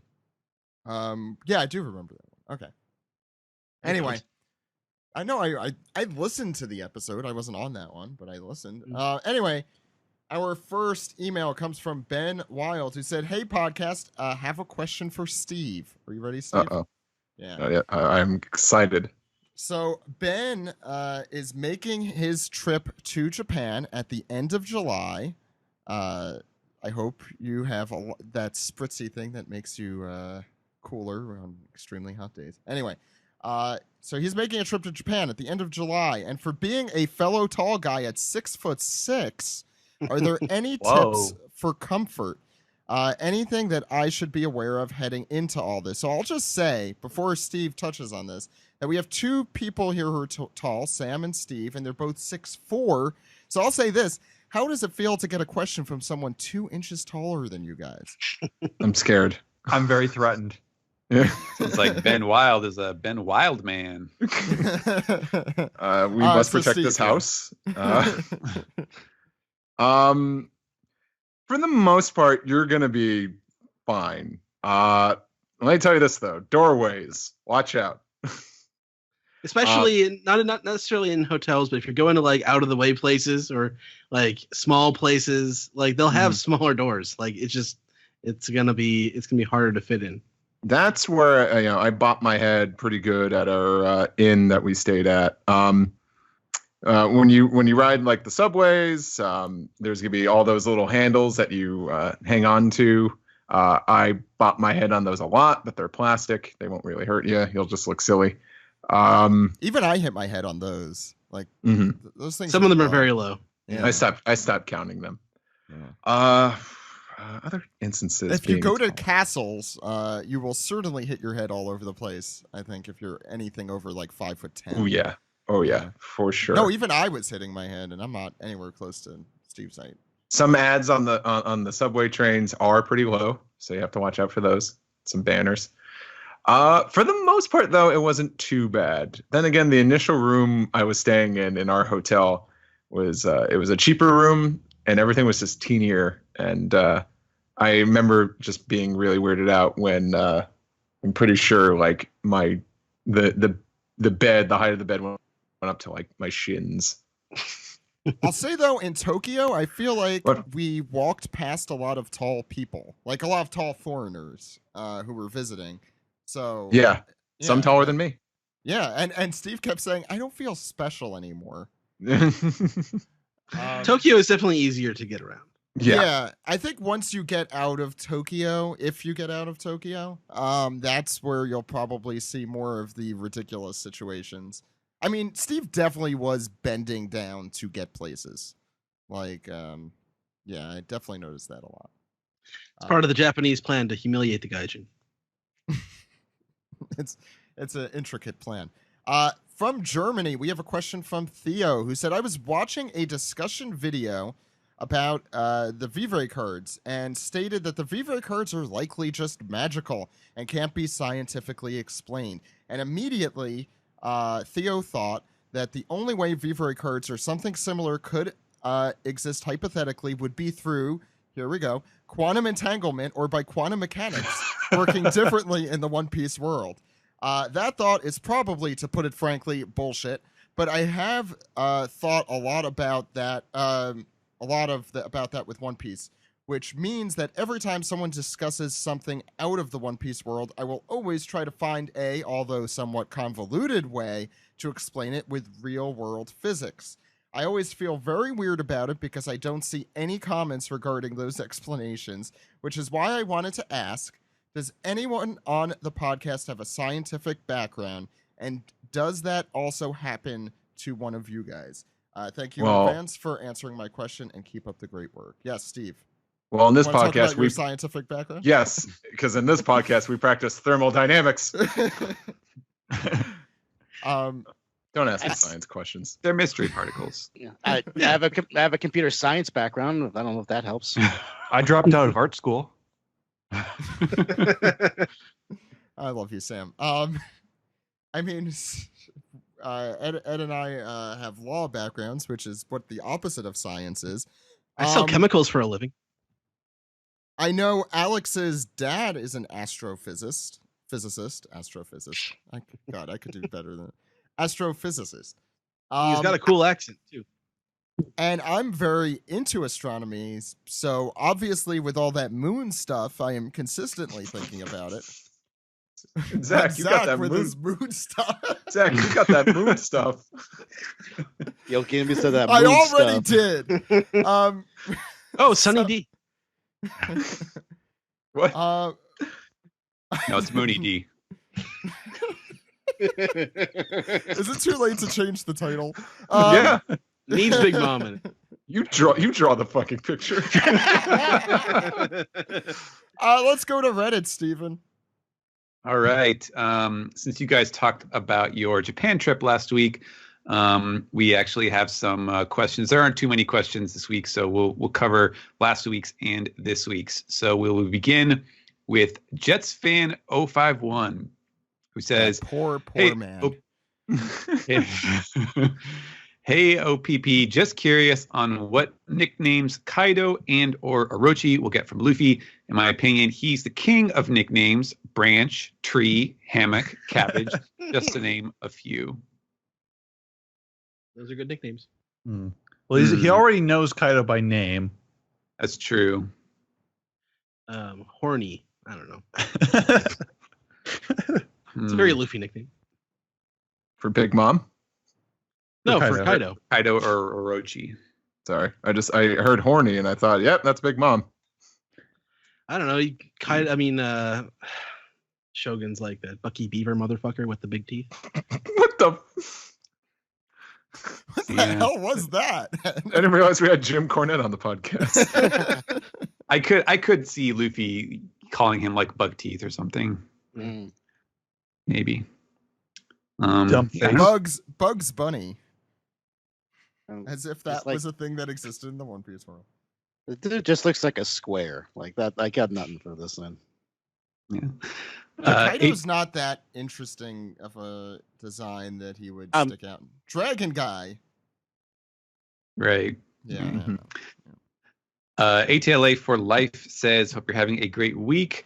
What do you guys think of the theory that Denjiro is dead? I was reading some discussions on the One Piece subreddit that theorized the thing that Ashura Doji is taking Kinemon and Dogstorm to is the grave of Denjiro. It would make sense that could have been why Ashura became jaded and given up, as well as answer why we have yet to meet Denjiro." I think this is that. Yeah, I could definitely see that. I think that was something that occurred to me at some point, although I haven't thought about it a whole bunch. But it does seem like the longer we get into this arc without seeing Denjiro, if it's not going to be like some Kyoshiro related answer, then it feels pretty late to be going like, "Hey guys, I'm Denjiro. I've been hiding in the bushes over here," So. Well, there's Kawamatsu, who we haven't seen, but he's been talked about. a Oh lot yeah, more. yeah. Yeah, Kawamatsu is. We one know of where he the- is. Yeah, but Denjiro we don't know yet. Mhm. Yeah. So seems like a good idea. Black Star says, "This is a repost since I didn't get it in time before the last podcast. The last few chapters gave us small glimpses to Yasuie and Tonoyasu's past. My question for the crew is, what flashback reveal are you most interested in learning about from the Wano arc? For me, I want to hear more about Kaido. For someone so powerful, why did he team up with a fool like Orochi? What was his relationship with Big Mom? There's still much we don't know about him. Thanks, crew, and keep doing what you're doing." I think it's got to do with poneglyphs. Like that's what Odin's whole deal was. He had the art of engraving the stones, right? Mm. Like there's got to be a flashback involving that. I would really hope so. I'll say one that I don't know if anyone else would mention. I would like to see Kid and Killer flashback. Yeah. It'll be good. I'd like to see flashbacks for most things, but not necessarily in the main plot, if that makes sense. Like when Oda is done and he still has way too much stuff boiling over in his head, I would read a history of Shushu and his journey from puppy to old dog or whatever. It's like a compilation of stories.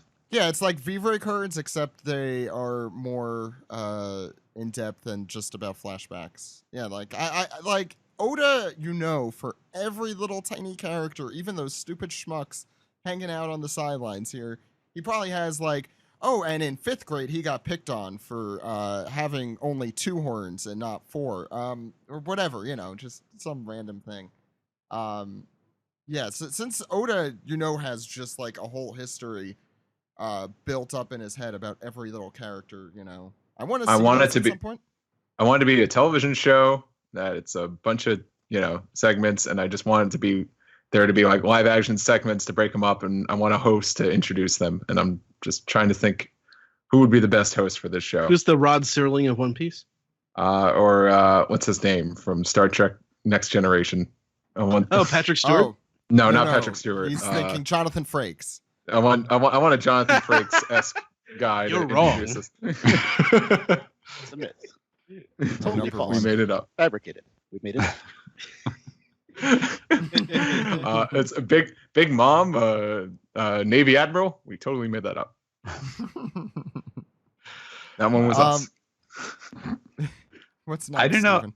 I would say I know that this person wasn't necessarily asking us, but they did say, why would Kaido team up with someone like Orochi? I feel like the answer to that, maybe this is not the exciting type of answer, but I think it's because Kaido just wants weapons that he can trade for the smile fruits and for other resource reasons. And Orochi is kind of like the guy who is running the show locally. So, he teams up with his like partner in crime here. You're going to run the country for us while we do our operation. I think that's why. Moving on to Narthon says, I just had a great nap. I dreamed I was a guest on the One Piece podcast talking about a Sanji heavy chapter. Zach even agreed with one of my points. Anyway, thank you for the show. Thank you. Yeah, That you is guys the are very most welcome. SBS question I have ever heard. You guys are very welcome for me writing in a question. Thank you. I wonder Steve. if is he thanking us for the show that he dreamed about or for the actual Yeah, show? because I'm sorry, I did not take part in that. He's thanking us for giving him something to dream about. Yeah. What if we're Maybe- the dream maybe- right now? Whoa. That's a bad dream. Yeah. El Soja says, hey, OPP, here's a question for Steven. Has some feedback you received from listeners or from the crew changed the revised translation you do for the volumes? That's a good question. I think the short answer is yes. I don't know if it's necessarily if I would say from listeners specifically. It might have happened before. But I do kind of skim through just like the general sort of discussion places, not on like YouTube or anything, but I'll skim through Reddit sometimes or like chapter threads on web forums just to see what people, if they have any feedback about things or if there are certain points that they are confused about. And so sometimes that will help me realize like, oh, okay, this little point here was sort of ambiguous. And so I'll usually, when I see that, I'll go back and like put a highlight on that line. And then when I get to the volume revision process, then I'll look at it and be like, okay, let's see if there's a way I can make this a little clearer, that sort of thing. So yeah, it does happen from time to time, but it's usually pretty minor stuff. And it's usually about like, oh, I didn't realize this would imply some other hypothetical situation, which is not likely to happen, but some people might, think that way. And so there's a way I can fix this so that it doesn't, trick them if they're thinking about it in this light.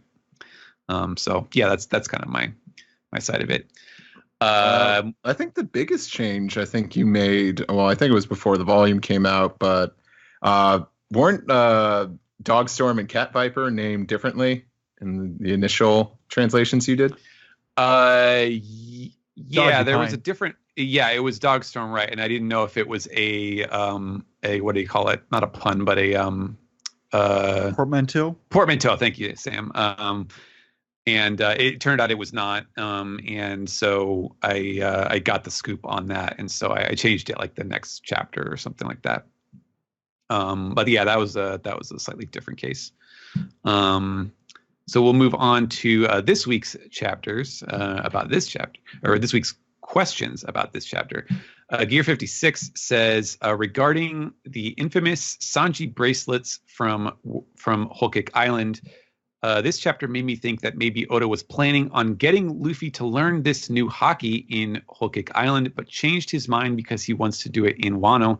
That's why the bracelets were made to be a non-issue out of the blue. What do you think? Who would he have learned it from? I mean, It's possible that Oda had that element and then decided not to go with it. Yeah, But- it definitely reads like, oh, like at one point in the story he planned on this being more important, but then decided to change priorities and or simplified it. Yeah, there might have something just in been too much going on. Yeah, go ahead. yeah, some detail in Whole Cake Island, like it didn't work out, and he was like, "Oh wait, I can't have Luffy do that," and so then he had to sort of change course because he does. You know, we know that he does like a lot of the like chapter to chapter details are, you know, he makes them up when he gets to the chapter. So stuff like that. I gotta admit that would have been really cool if that happened in Whole Cake Island with Sanji, but it is what it is. Yeah. ATLA for Life says, how long do you think it will take for Luffy to make the jump in this arc to properly fight the Emperors? Even with a potential fight between Luffy and Big Mom right in our faces, there is a good portion of the fan base who still seem reluctant to the idea of Luffy taking on the Emperors. Now, granted, Big Mom is amnesiac, hungry, and without her devil fruit powers, but I still think this fight is worth taking into consideration. My main question to you guys is, do you think that when Luffy finally makes the jump to the Emperors, the fan base will buy into his progression, or will people still feel like he's not good enough or ready? It depends what he does here, really. Like, I feel like it's been doing pretty well. I don't know. Yeah, I mean, like, I feel like this is like we're going up the steps one step at a time to the point where like Luffy fighting Kaido is not like an impossible thing, but he's still probably going to need help from other people. And I'll say right now, I think he's definitely in, obviously, the best position he's been in the series to be in that position. Yeah, next time he yeah. fights Kaido, he won't get one-shotted. It's kind Yeah. of the He'll get progression I think we're gonna two-shotted. see. Yeah, I mean, like, yeah, now I think he could probably stand his own for, you know, a couple of seconds versus 0 seconds. I'm not Yeah. against it being kind of a group effort. I feel like Yeah. most of the time, I feel like when it comes to discussions about like, especially within this genre and shonen manga and stuff like that, that it's always that the main hero has to beat the bad guy one-on-one. Sometimes I feel like it'd be kind of nice to be like a little like, this guy is realistically, we cannot fight him alone. We Yeah. probably need a little bit of help. But I get it. I was just thinking about that, Doc, with Dragon Ball. That I'm trying to think, does that ever happen? And maybe with Vegeta at the end of the Saiyan stuff. But like, there's very rarely that moment where everyone gangs up and tries to beat the villain. The Super Tournament of Power kind of ended like that. Okay, There yeah, were I'm some not fun caught up team with ups. Super. Yeah, but I think team ups in shonen is a super cool and underutilized plot device. So I agree, Doc. Yeah. I think that covers our thoughts on whether it will, you know, we will buy into it or not. ATLA for Life was asking, will the fan base buy into his progression? And I mean, there's always going to be some asshole. Yeah. I was going to say literally On Reddit forum somewhere. any situation of any character hitting another character, someone is screaming bloody murder, that's not right. The power levels aren't right. So I don't think you're going to get it any way that it happens. It's not going to be without controversy of some kind. I will say, I feel like people should not worry about what the fan base is worried about and worry about what you enjoy from the series. Are you enjoying it? Good. Then don't worry about what everyone else thinks. But yeah, but Doc, they're it's all literally our job to care about whatever. Oh, son of a bitch! That's why I'm not on here. Like, okay, I have my own things to worry about. Yeah. They're all playing their own game of fantasy football with One Piece characters. Yeah. I don't know why Black- they booked Luffy so weak. Oh God. Black Lisa Star. pulled this up. God. Black Star says, I enjoyed the respect to Big Mom's emperor status by power slamming Queen to the ground. However, I've been lukewarm on her appearance in Wano. My question for the crew is, do you think anything of significance will come from her being in Wano and having amnesia? I hope we get hoping we get some backstory with her and Kaido or some new revelations. It would be disappointing to me if she doesn't enhance someone's story somehow or provide some sort of big news. Yeah, She's gotta there's be here for a definitely reason. Like Oda wouldn't put her here. there's Yeah, definitely well, there's the rocks thing. Like she has that connection with Kaido. probably. Mm-hmm. Yeah. It's more And- explicit in the anime, apparently. Oh, Yeah. okay. Yeah. And the fact that she's losing her memories when like so much of her own arc was already about like memories that she's blocked out, and her daughter who has memory power. Like that's obviously going to go somewhere, I think. I hope so. Yeah, I mean, I think at this exact moment, she's clear. Like her role is clearly to kind of help. She like Oda maneuvered her there so that Yeah. Luffy has this ability to take the next step forward.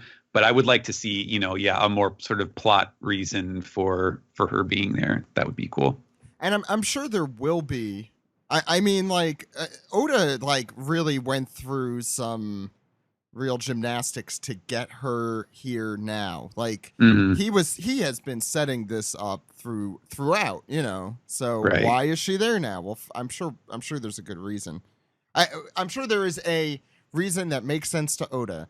And whether or Right. not we as fans like that reason is a different answer entirely. Yeah. Mhm. Yeah. El Grosso says, "Hey, I've heard Steve say the quote, 'Daddy, you're my daddy,' a few times. Do any of you know what this is from? I've tried Googling, and while I've found some interesting things, I have yet to find the quote." Anyone else want to answer this before I? Interesting. Is that from Twin Peaks? No. It's from Venture Uh, Brothers, isn't it? Yes. Yeah. It's from the scene. It's Monarch saying it. I know. Yeah, it's season 1. It's when they make an agreement. Apologies. I get choked up every time I think about it. No, it's when they agree. Like Monarch takes Brock and Hank captive, and Hank is sitting in like the front seat of like the Monarch's like little airplane with him, and he's reading through all like the guild rules with villains, and then like Monarch just plays a trick on Hank. It's like Hank. It's like what if it's like I am your father, and Hank and me is like what? No, that's not true. It's like psych. It's like you totally believe it. You're like daddy. You're my daddy. You're so gullible. Yeah, that's like this- um, It's like the first episode. Right? Yeah, you said it was the. no, it's not. Oh no. It feels really early on, but yeah. Well, it's season Oh. 1, so It's the one where they think Brock is dead, I thought, right? no, it's the testicular torsion episode. Oh God. God. Oh, that's a good episode. Yeah. Okay. Yeah, that makes more sense. But Alex and I quote that ad nauseum anytime the word daddy is said. So, and it's been said a lot lately. So, Now, I will say, as a listener and certainly as a contributor to this podcast, it is always a challenge to keep an eye on all of Steve's references and figure out what they're from. So good to ask the question so we could suss out the true explanations. Any other questions from Reddit? Yeah, I've got two more. Here's from Nivers. I don't mean to get political, but if each of these Straw Hats lived in Springfield during the election between Mayor Quimby and Sideshow Bob, who would vote for Quimby, who would vote for Bob, and who would not bother voting? Each of the Straw Hats would be normal citizens in Springfield and would have no personal connections to any of the Simpsons, Sideshow Bob, or Mayor Quimby. Okay, that's a really good question, even though I usually don't like Well, talking too much about politics on this. Well- Luffy and Zoro don't vote. That's obvious. Definitely not. Yeah. Brooke votes for Bob because of the hair, and Nami votes for Bob because of the money. The rest of it Wow. is up to you guys. all the Ace votes for Bob because he's dead. I know he's not a straw hat. Wow. But well, yeah, who would be against the killing Bart policy, but all for the killing Selma policy? But, Not Sanji. Mm-mm. no, Sanji would be aching for that upper class tax cut, though. No, Sanji is not upper class. But he not royalty dresses so anymore. nice, and he's royalty. Yeah. Have you seen how expensive his lighter is? Sam is absolutely right. No commoner could afford such a lighter. Hmm. So wait. So we got Luffy's not voting. Zoro's not voting. Who's Usopp voting for?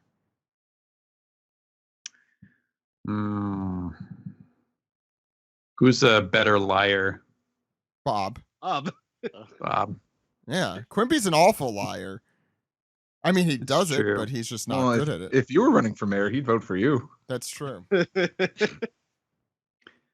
I feel like if everybody ends up voting for Bob, then like Robin would commit vote fraud and like, you know, use her hands to vote for Quimby like 100 times or something just to balance it out.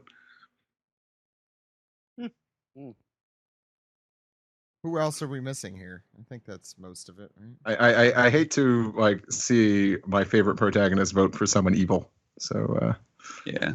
I don't know. But also, like, everyone in Springfield is kind of just dumbfounded.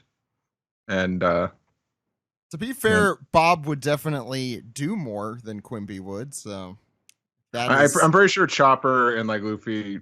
Well, we didn't say Luffy vote, but I'm pretty sure Chopper would be entertained by Bob's antics of whether he's coming or going.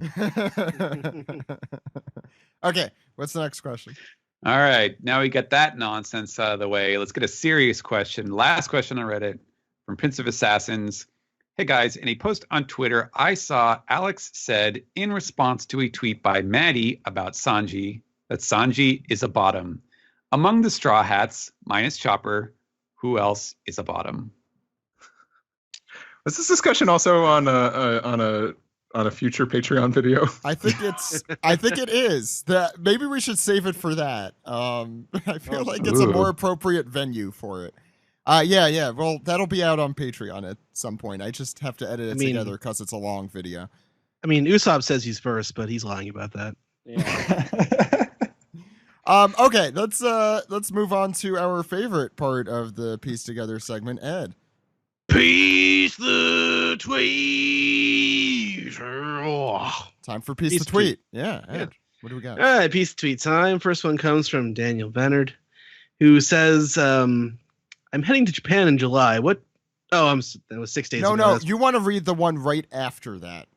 That's the one you want to start with. I believe I asked this one last week as well. I don't care if you asked it last week. Right. I think we have a new crew here. You should definitely ask. All right. that. And dude's not here this week. So this one comes from Dude. Yeah. He says, if Basil Hawkins shits his pants, can he make it so that he shits in someone else's pants? Yes. Obviously. See, I'm saying no. He can't. Because it has to be. He could make someone. The room, he could make it happen. I'm trying to remember how. The power. Can Hamilton shit in his pants? Sorry, you made room where it happened. I just thought. Yeah. I think my response to this was that Basil Hawkins went to Hogwarts. Yes. Yeah. He's like, this place is amazing. All right, what's next? All right, Romeo Blues says, Caribou seems like he is genuine in trying to help the Straw Hats after today's chapter. From a narrative perspective, do you expect him to be allied with the Straw Hats until the end of Wano, or will he disappear the second they are out of prison? Well, I mean, that's just not how Oda does things. Like, he's going to be involved.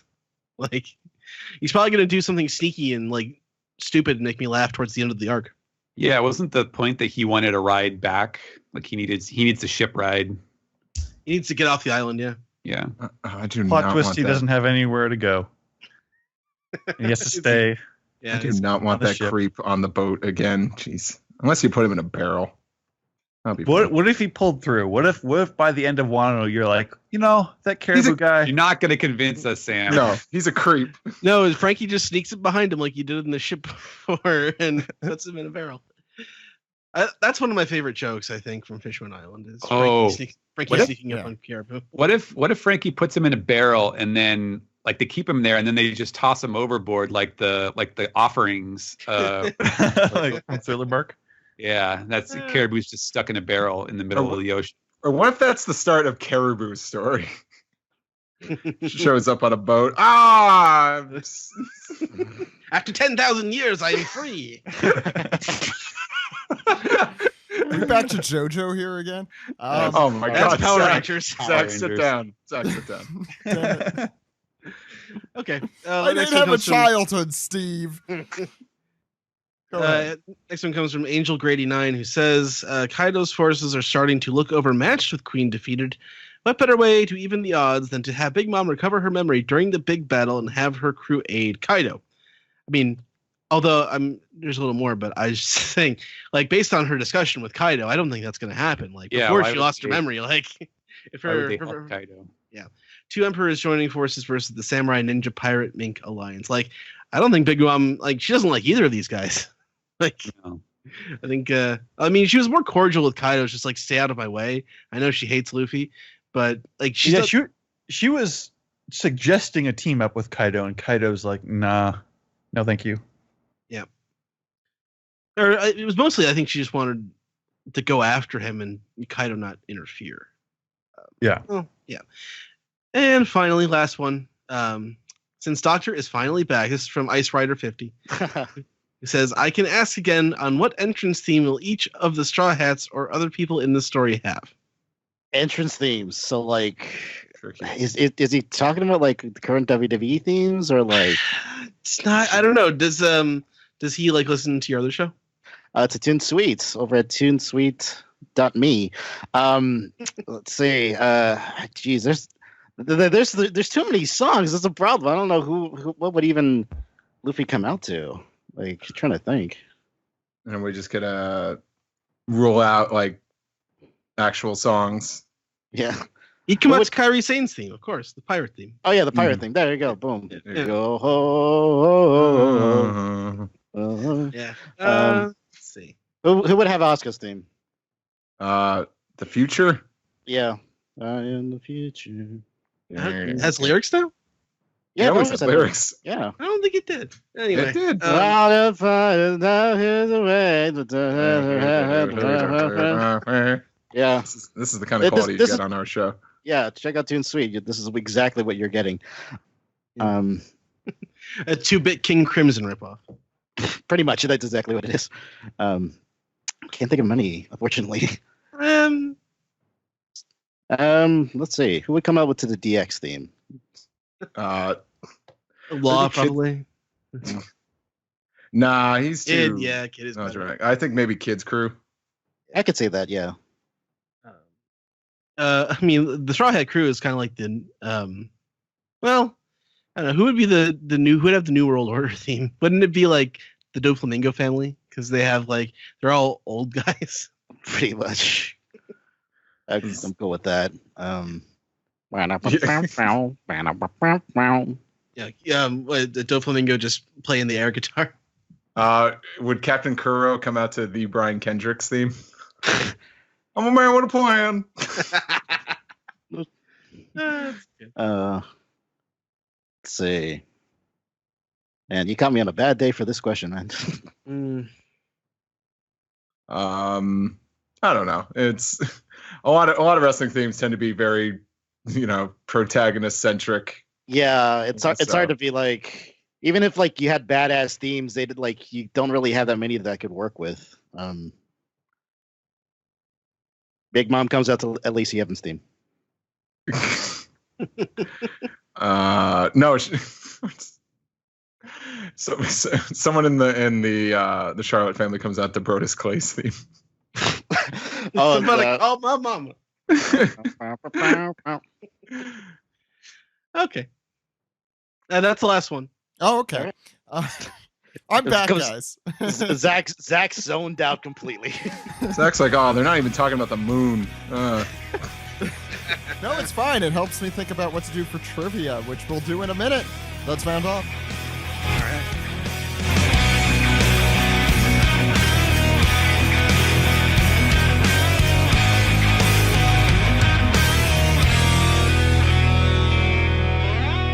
This has been the One Piece Podcast, episode 575 for June 23rd. Thank you all for coming on this week's episode. Remember, next week, we're going to do a special flashback manga recap with Grant. We're also going to talk with him about his progress through One Piece so far. If you do not follow him on Twitter, it's Grant the Thief on Twitter. So yeah, follow his adventure as he's currently in Impel Down. Please do not spoil him. That is what uncool people do. And before we get into trivia in a minute, let's go around the horn and let people know where they could find you. Doc, where could people follow you? Oh, Jesus. All right, so you can follow me on Twitter I'll be at back in 10 minutes. Okay, cool. Yeah, it'll be just like the music, us going over the wrestling themes. Follow me on Twitter at SSAA Podcast. I run the Ass Backwards Enemy Podcast, best kept secret on the internet. New episode is out now. Obviously, I've been very busy because I have like 30 other shows. So I have just a Gintama podcast over at gintamapodcast.com. We're going to be covering the last chapter of the Gintama manga soon enough. We still have stuff to record. Before that, we have One Podcast Prevails, which is the case closer. Most people know it as Detective Conan podcast over at onepodcastprevails.com. We're going through the entire manga case by case. We're in like volume 18 of the Viz manga right now. That's fun. How many are they up to now in Japan? 6. Oh, in Japan, 90. How many is Viz up to? 60. 70. Wow. They pronounce numbers really weirdly in Ohio. When I don't have my materials, I need my tools. Okay. Besides that, I mentioned Toon Suite earlier over at toonsweet.me. It's just a wrestling podcast talking about the music of professional wrestling. I run the show with Steve here. New episode has just been recorded. I'm actually going to be editing it as we speak, and hopefully will be out later in the week. And to think that is it. Oh, yeah, my Patreon, patreon.com/SSAA Network, or you can go to ssaaanetwork.com just to go straight to the Patreon. New project I'm actually going to be doing, just announced like today, actually, as of this recording, is the Poltergeist Report, which is me going through Wait, the entire you do a Colbert Report thing. Yes, I did. That's such a good title. We are going to be going through the entire Yu Yu Hakusho anime. Shouldn't it be the Poltergeist Report? I said Poltergeist Report. All right. Report. Okay, good. Yeah, Poltergeist. So going it's through spelled that. Poltergeist Report, right? It's still. So Let him plug the damn podcast. It's on my Patreon. First episode was up for free. You guys can listen to it. The entire run of the podcast is going to be just like $1 on our Patreon. So if you guys want to listen to that, I know I'm going to have a couple of these people on here, probably on guests on future episodes. So we're going to be releasing them bi-weekly. So you can, get in while you can for that. So it'll be fun. Thanks, Doc. Good to have you back. Hopefully we can have you back on soon. Sam. Yeah, they can find me on Twitter at Lucky Chainsaw. They can find me on AnimeNewsNetwork.com doing the daily streaming reviews for One Piece, Black Clover, and JoJo's Bizarre Adventure, Golden Wind. And they can find me on the One Piece podcast every week doing the anime recaps. And Steven. You may follow me on Twitter at Translatosaurus, and you can follow my work week to week, translating One Piece and Samurai 8 for Shonen Jump at both viz.com/Shonen Jump and mangaplus.shueisha.co.jp. And I do want to give this moment to shout out to Steven. Every time we saw any English volume like displayed at a Mugiwara store, we're like, that's Steven's work. Or just, whoever we could. Did it exactly like that too. It's our special little guy, Steven. Look, just because you guys are tall does not mean that I'm not also tall. How tall are you, Steven? About 6 foot. Okay. I am. God, I feel very short right now. Of Shut the people up. here. like 5'9", I'm like whatever. I'm average size, I guess. Yeah, you and I are close. Yeah. Anyway, Shut up. Steve. Steve. You can find me and my tall self on Twitter and Instagram. Steve Yurko is the username. Listen to me, of course, on Toon Suite, the podcast I do with Doctor here. It's great. Also listen to me on The Deep End, the Adult Swim podcast I do with Matt J. And you can find me at Anime Expo in the Artist Alley in Los Angeles, July 4th weekend. Check me out there. That's in 2 weeks from this recording. Don't remind me. Ed. Well, the people can find me at Weeb Trailers on Twitter. That's my old anime trailer site. You can see I'll put up the trailer for In This Corner of the World coming up this week. That's a good movie. Everyone should see that. Anyway, Zach, you are Zach_Logan on Twitter. I am Edward E. One Piece. Podcast can be found at onepiecepodcast.com, twitter.com, youtube.com, and facebook.com/onepiecepodcast. onepiecepodcast@gmail.com is our email address. One Piece Podcast is the Skype name. Support us, patreon.com/onepiecepodcast. You can subscribe on SoundCloud, subscribe on Google Play and Spotify, and subscribe, rate, and review on Apple Podcasts, or call us on our phone number, Zach. And that phone number is 347-497-MAJI. MAJI. That phone number again is 347-497-6254. Call anytime. Anytime. With your questions, comments, slam, bam. Thank you, Mom. We're done with this episode of the One Piece podcast. Before we do some trivia and round off, I do want to remind people that they could follow us on Patreon at patreon.com/onepiecepodcast. Again, we will be posting OPP10 content for the foreseeable future. There's a lot of it. So that's all exclusive on Patreon. We're going to be posting all of our 3,200 photos on there.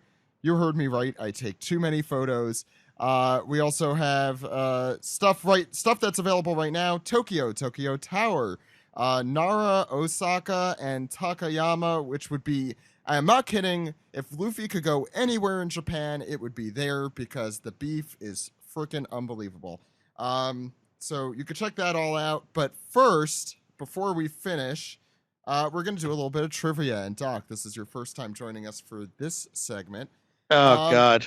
Today, I'm going to do something a little bit different, especially since Doc is on. I'm holding in my hands whatever cards I have from my Vivre card book. Please do not pick up your own, because then you would be cheating. Your pirate info cards. My pirate info cards, yes. What the heck are those? The One Piece pirates are back in Vivre card form. So I love that Thin Lizzy song. So this is what we're going to do. We're going to go around the horn in the same order we did this week's chapter. So that will be Ed, Steve, Steven, Sam, and Doc. And the first one to get to, let's say, 5 points will be our winner. If you cannot get it within the allotted time, or if you get it wrong, other people will have a chance to steal in the order that I just mentioned. So you guys got the rules? Actually, no, Nope. You don't got the rules, because this is how we're going to do it. You guys are going to pick a number, and I'm going to give you, from whatever is closest to that number or the actual number you choose, I will give you a trivia question about that character taken from the Vivre card. Sounds pretty Okay. easy, right? Yeah. So, as you guys know, earlier numbers are Straw Hat characters. So if you guys pick an earlier number, I will probably ask you a harder question. So again, the order is Ed, Steve, Steven, Sam, and Doctor. So It's crazy. Ed, When I was putting away my favorite cards, I Yeah. thought, like, we could do some sort of trivia thing where we just have to, like, I almost thought, like, give a random number, then you have to guess who it is. I was but, thinking about doing that, and I'm like, why would I do that? It's cool. It's just All a right. mean thing to do. So Ed, pick a number. 1 2. to 1,000. 2. He knows who that is. He knows exactly who Yeah, that it's is. Zorojuro. You know what? I will ask you about Zorojuro. Okay. Let's see how much Japanese I am able to read here. Oh, God, no. Oh God, no. Okay. So okay, how many centimeters is Zorojuro? Oh, okay. Because that is 108 something 185. No, that's not correct. Chance to steal. Steve, you get the first chance if you'd like to take it. 192. Steven? 170. Sam? 180. Doctor? $1. No. Sam, you're gonna kick yourself. 181 is the correct answer. Oh, Steve. that means I win, right? No. Steve. I'm gonna be here a while. I might choose to First- be nicer. yeah, That's sure, I picked a harder one because it is Zoro. Anyway, Steve.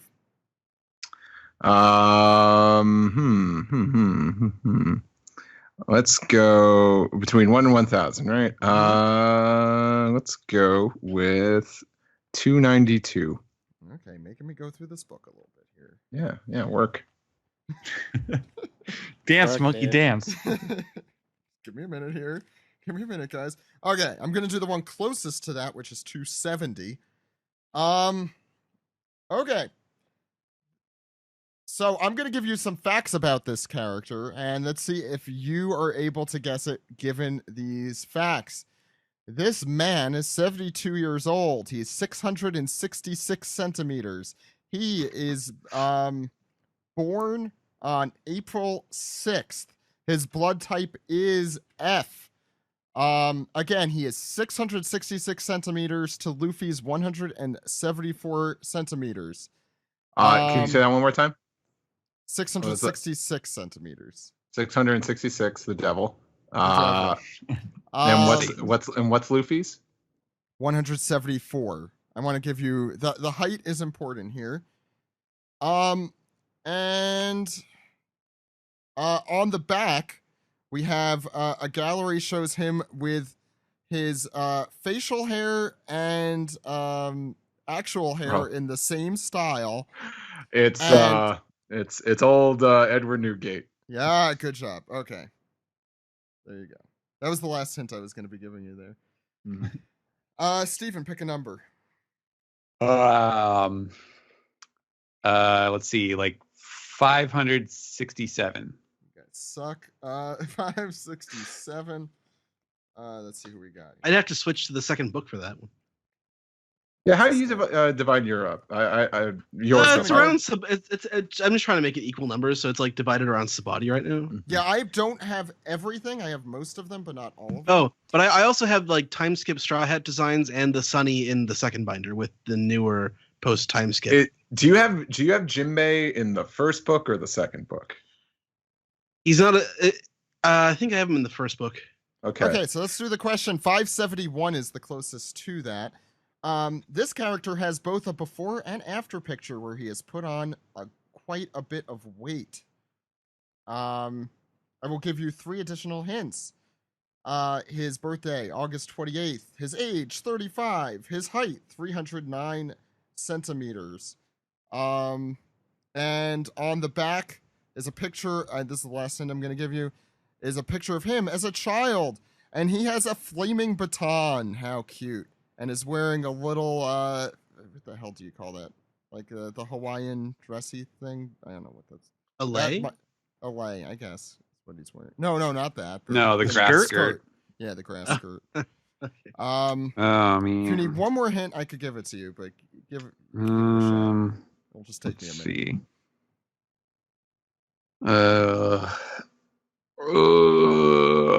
I don't know. Rouge. No. Hannibal. It's put on quite a bit of Hannibal. weight. We didn't get to guess that time. Oh, yeah, sorry. That's my fault. Sam. Pick a number. Yeah, I'm going to give you a point for that other one because you were 1 centimeter off, and now I feel like a dick. Go ahead, Sam. Pick one. 300. 300. Let's see what we got here. This man lives in Sparta. So I'm going to give you 338 for this. Okay. I happen to be... Okay, I can't give you... he shares his card with his trusty steed, 337. He is 63 years old. He's 118 centimeters. Remember, Luffy is 174 for those not accustomed to the metric system. And this guy is And 180, you said? He's 118. Or And his birthday 118. his birthday, I believe, is October 2nd. So shares he's it with his short? trusty steed. He is short. he's short and he has a trusty steed. Oh, okay. His Shoot, blood type is F. That doesn't help at all. F, you say?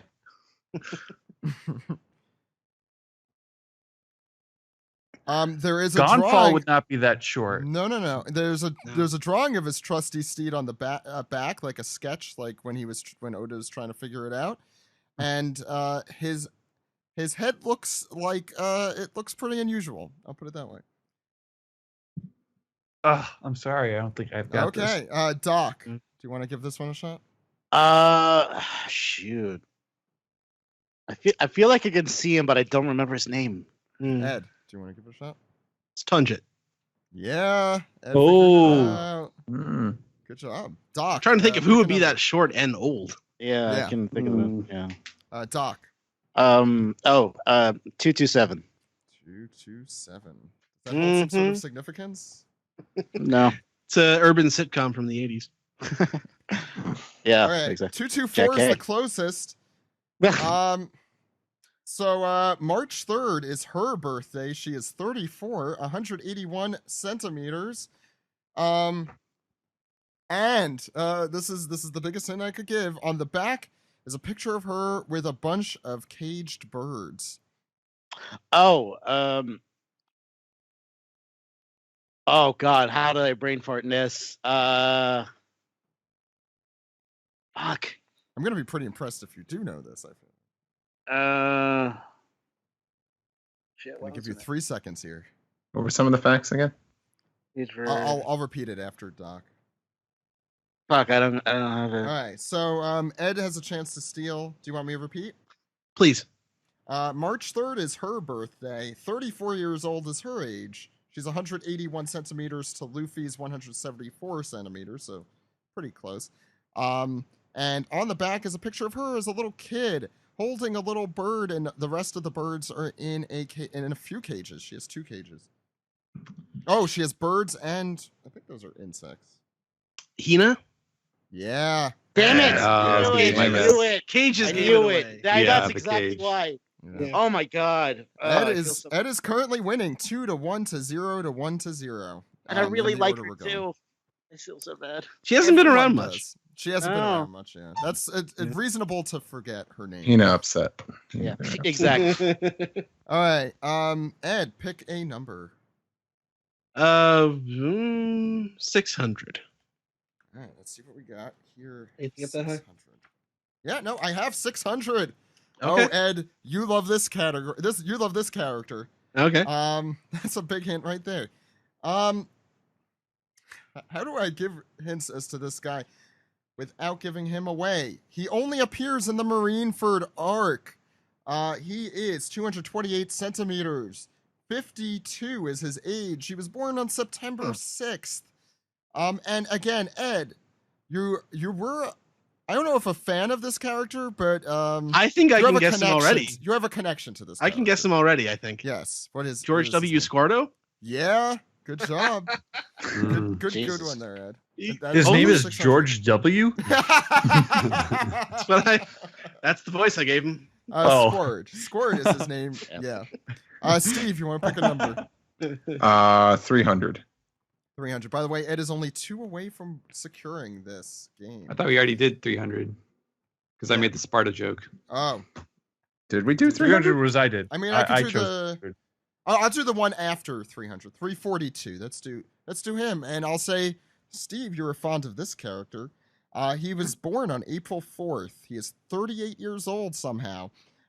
He is 180 centimeters to Luffy's 174 centimeters, which kind of surprises me. He is the star of a particular arc, and on the back are some sketches of him, and including one of his attacks, which include repetitious faces of his. Okay. You said he's 38 years old. Yes. Is it Eneru? No. Damn. Yeah. Hold on. Steven, you want to guess? I know who it is. Foxy. Yeah. Yep. Like Foxy's only 38. Like Yeah, that's why I said somehow. Wow. Yeah. Ugly I solid head. that was the big hint there. I just watched The Steven. Adventure of Nebulandia this weekend, and it's not great. No. Stephen. 3. Oh wait, you already. Yeah, We did that was 300. the That was highest after between 300. that was between 338 and 342. Yeah. Let's say like 150. yeah, there's definitely more earlier on. So if Yeah. okay, I'm gonna give you 154. Also, the villain of a specific arc. He is 8'9", somehow 29 years old, and 207 centimeters. On the back. Wait, 8'9" and 207 Not 8'9", centimeters. not 8'9". His birthday was August 9th. Okay. Sorry, I'm doing this from the Japanese. So, he has since appeared. Is that true? He's since appeared in the Reverie arc and the Whole Cake Island arc. I would take that with some. It might have been during those chapters, but not at the Whole Cake Island. I don't know how it's determining the Whole Cake Island one. I also don't know who we're talking about right now. Yeah. He has been a king not once but twice. That's my last hint. Is this Wapple? Yep. Nice. Sam, you're next. Pick a number. 450.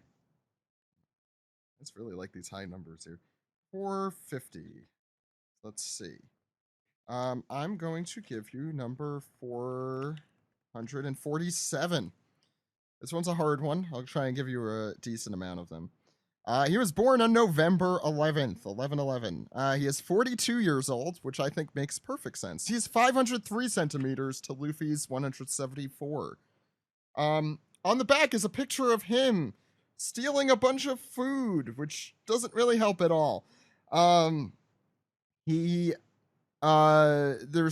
a lot of scenes of him in Marineford on the back, but he apparently appears in the following arcs, and even though I do not remember him from some of these: Skypiea, Water 7, Impel Down, and Marineford. I'm trying to think if there's anything else to differentiate him here, but not completely give it away. He has a very particular haircut, but so does everyone in One Piece. You want to give it a guess, Sam? Can you repeat the arcs that you said he was in? Yeah, I would take it with a grain of salt, though. They say Skypiea, Water 7, Impel Down, and Marineford, but he is a Marineford character. All the scenes are in Marineford on the back. He's got a particular haircut. Yeah, I'll give you this hint. There are 3 patches of hair at the top when he was a little kid. Jozu? Yeah. Wow, nice. There you That was very impressive. I definitely would not have gotten that. Doctor, pick a number. 619. Booyaka. 619. Booyaka. Yeah. It's all the way in the back of this book for me. I know you're enjoying. 619. Okay, so I'm gonna give you 627. Oh, when you first started in this podcast, he was a favorite one to not make fun of, but to be like, why is this guy here? His birthday is February 12th. He is 72 years old, 3,800 centimeters. His blood type is F. That doesn't help. Nope. And again, since if you didn't get the hint that when you first started in the show, he was a big character, he is in Marineford. Again, 3,800 centimeters. It's opposed to Luffy's 174. 38 meters tall. 38 meters. Wait, like really big? Oh. Yeah, it's really big. Oh, But that's, not really big, but really big. Significantly bigger than Whitebeard, who I don't remember quite what it is. yeah. It's the I forgot his name. Yeah. Yeah, the one where I was like, why does this have a backstory? I think that was it, right? Absolutely. Yeah, that was it. I forgot his name. It's funny because you know all of these people, but you are forgetting the name. Ed, oh my god! First scene, and he was out. Oh, Ed? Do you want me to repeat it for you? If you're back, you're on mute right now, Ed. It says back. Yes, I am back. He forfeits. Yes. No. I was getting my dinner. Yeah. Do you want me to repeat this? Sure. He is he was a character we Made note What was of the in number? Marineford. His number 627. February 12th is his birthday. He's 72 years old and 3,800 centimeters, or 38 meters. Blood type F. What is his name? John Giant. No. That's a good guess, though. God, give this to me. Steve. Little Oars Jr. Oh, Yep, yeah, that's it. Steve. Got it. Oh, okay. Yeah, I was All right, thinking Ed, that. pick a number, Ed. Sure. Give me about 350. 350. All right. Let's see who we got for 350. Okay, I'm gonna give you 357 here. Big character here. He was born on September 21st. He's 49 years old, which I'm kind of surprised about for the opposite reason I'm usually surprised. 298 centimeters, blood type F. He has appeared in the Water 7 arc, plus Impel Down and Marineford, and I guess that's supposed to be the after Marineford arc. I don't know. It's hard for me to read Japanese. The picture of him as a little kid includes him looking snarkly with his sunglasses on his head and holding a glass of, I'm going to assume, sake, even though he's way too young for it. An umbrella and one of those sacks that people who don't have a lot of money carry. Again, he's 298 centimeters to Luffy's 174. Who is this man? Oh.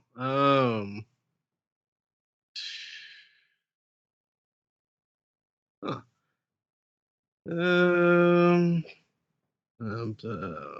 God, that's hard. God, I don't know. Joe Flamingo. Steve. May I ask for the facts again? All right, Oh, I know who it is. September 21st is the birthday. 49 years old, 298 centimeters. Blood type F. Is everyone blood type F here? Give me your effing blood. The picture of him on the back includes he looks angry and has his sunglasses perched into his hair.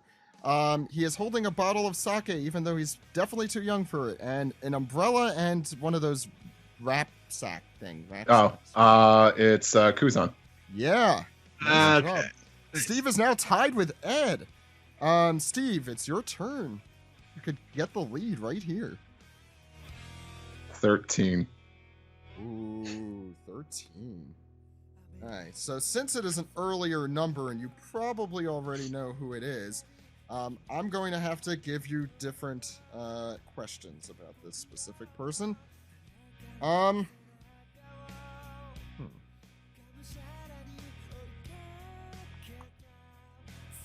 So, okay, let's see what we got here.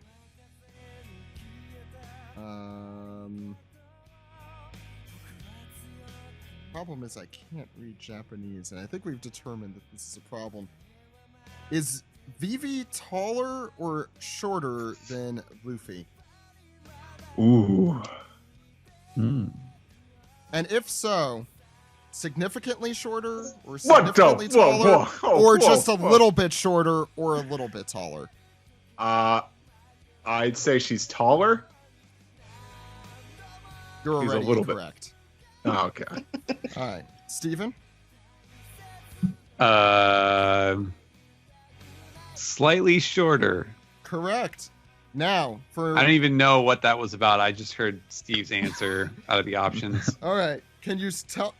I'll give you an extra point if you could tell me within 2 centimeters how much shorter Vivi is than Luffy. How much shorter? Let's say like 6 centimeters. She's 5 centimeters shorter. Oh! So Steven is now 1 point ahead. And Steven, it's your turn. Win. 72. Oh, I love this. Okay, this character was born on September 12th, one of a duo. He's 25 and 186 centimeters. And guess what his blood type is? It's F. God, where are all these guys during Fishman Island? Was Jinbei just like, no one? No, me? All right. I'll give you a hint. He has a I think I tattoo know. on his face. He has a what? Tattoo on his face. You have to guess which one it is. But Yeah, now I'm like, oh crap. This one was Johnny, right? Yep, you win. Yeah. Yeah. Good come from behind there, Steven. Yeah, good job. Congrats. Good job, I owe Steven. you so much taiyaki. I think that's like the 8th piece of taiyaki I owe you. Hey Zach, I'm yes. kind of hungry for taiyaki again, so can I cash in my? You already did. You did. No. I got You 2. agreed on camera. Cash No, in the taiyaki in on the bank. camera, I said, does this count for all the taiyaki I owe you? And you said, yes, this is plenty of taiyaki. I think I misheard you. I think it's like, is this good for now? And I said yes, because 2 is plenty for one sitting. Okay, so that'll do it for trivia. Congratulations, Steven. Very close game this week. We'll do this again maybe next week. This was a lot of fun. So that's going to do it for the One Piece podcast. We'll be back next week with our recap of chapter 947 and also our chapter of 544 with Grant. We'll see you then, everyone. My name is Zach. My name is Ed. And my name is Steve. Goodbye, everyone. Bye. Goodbye.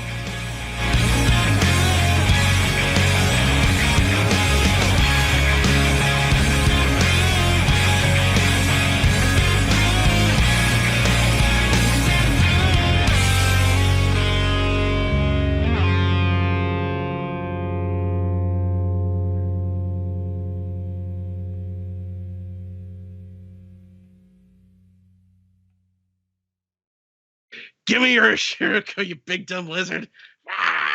Hey, as a translatosaurus, that is very offensive.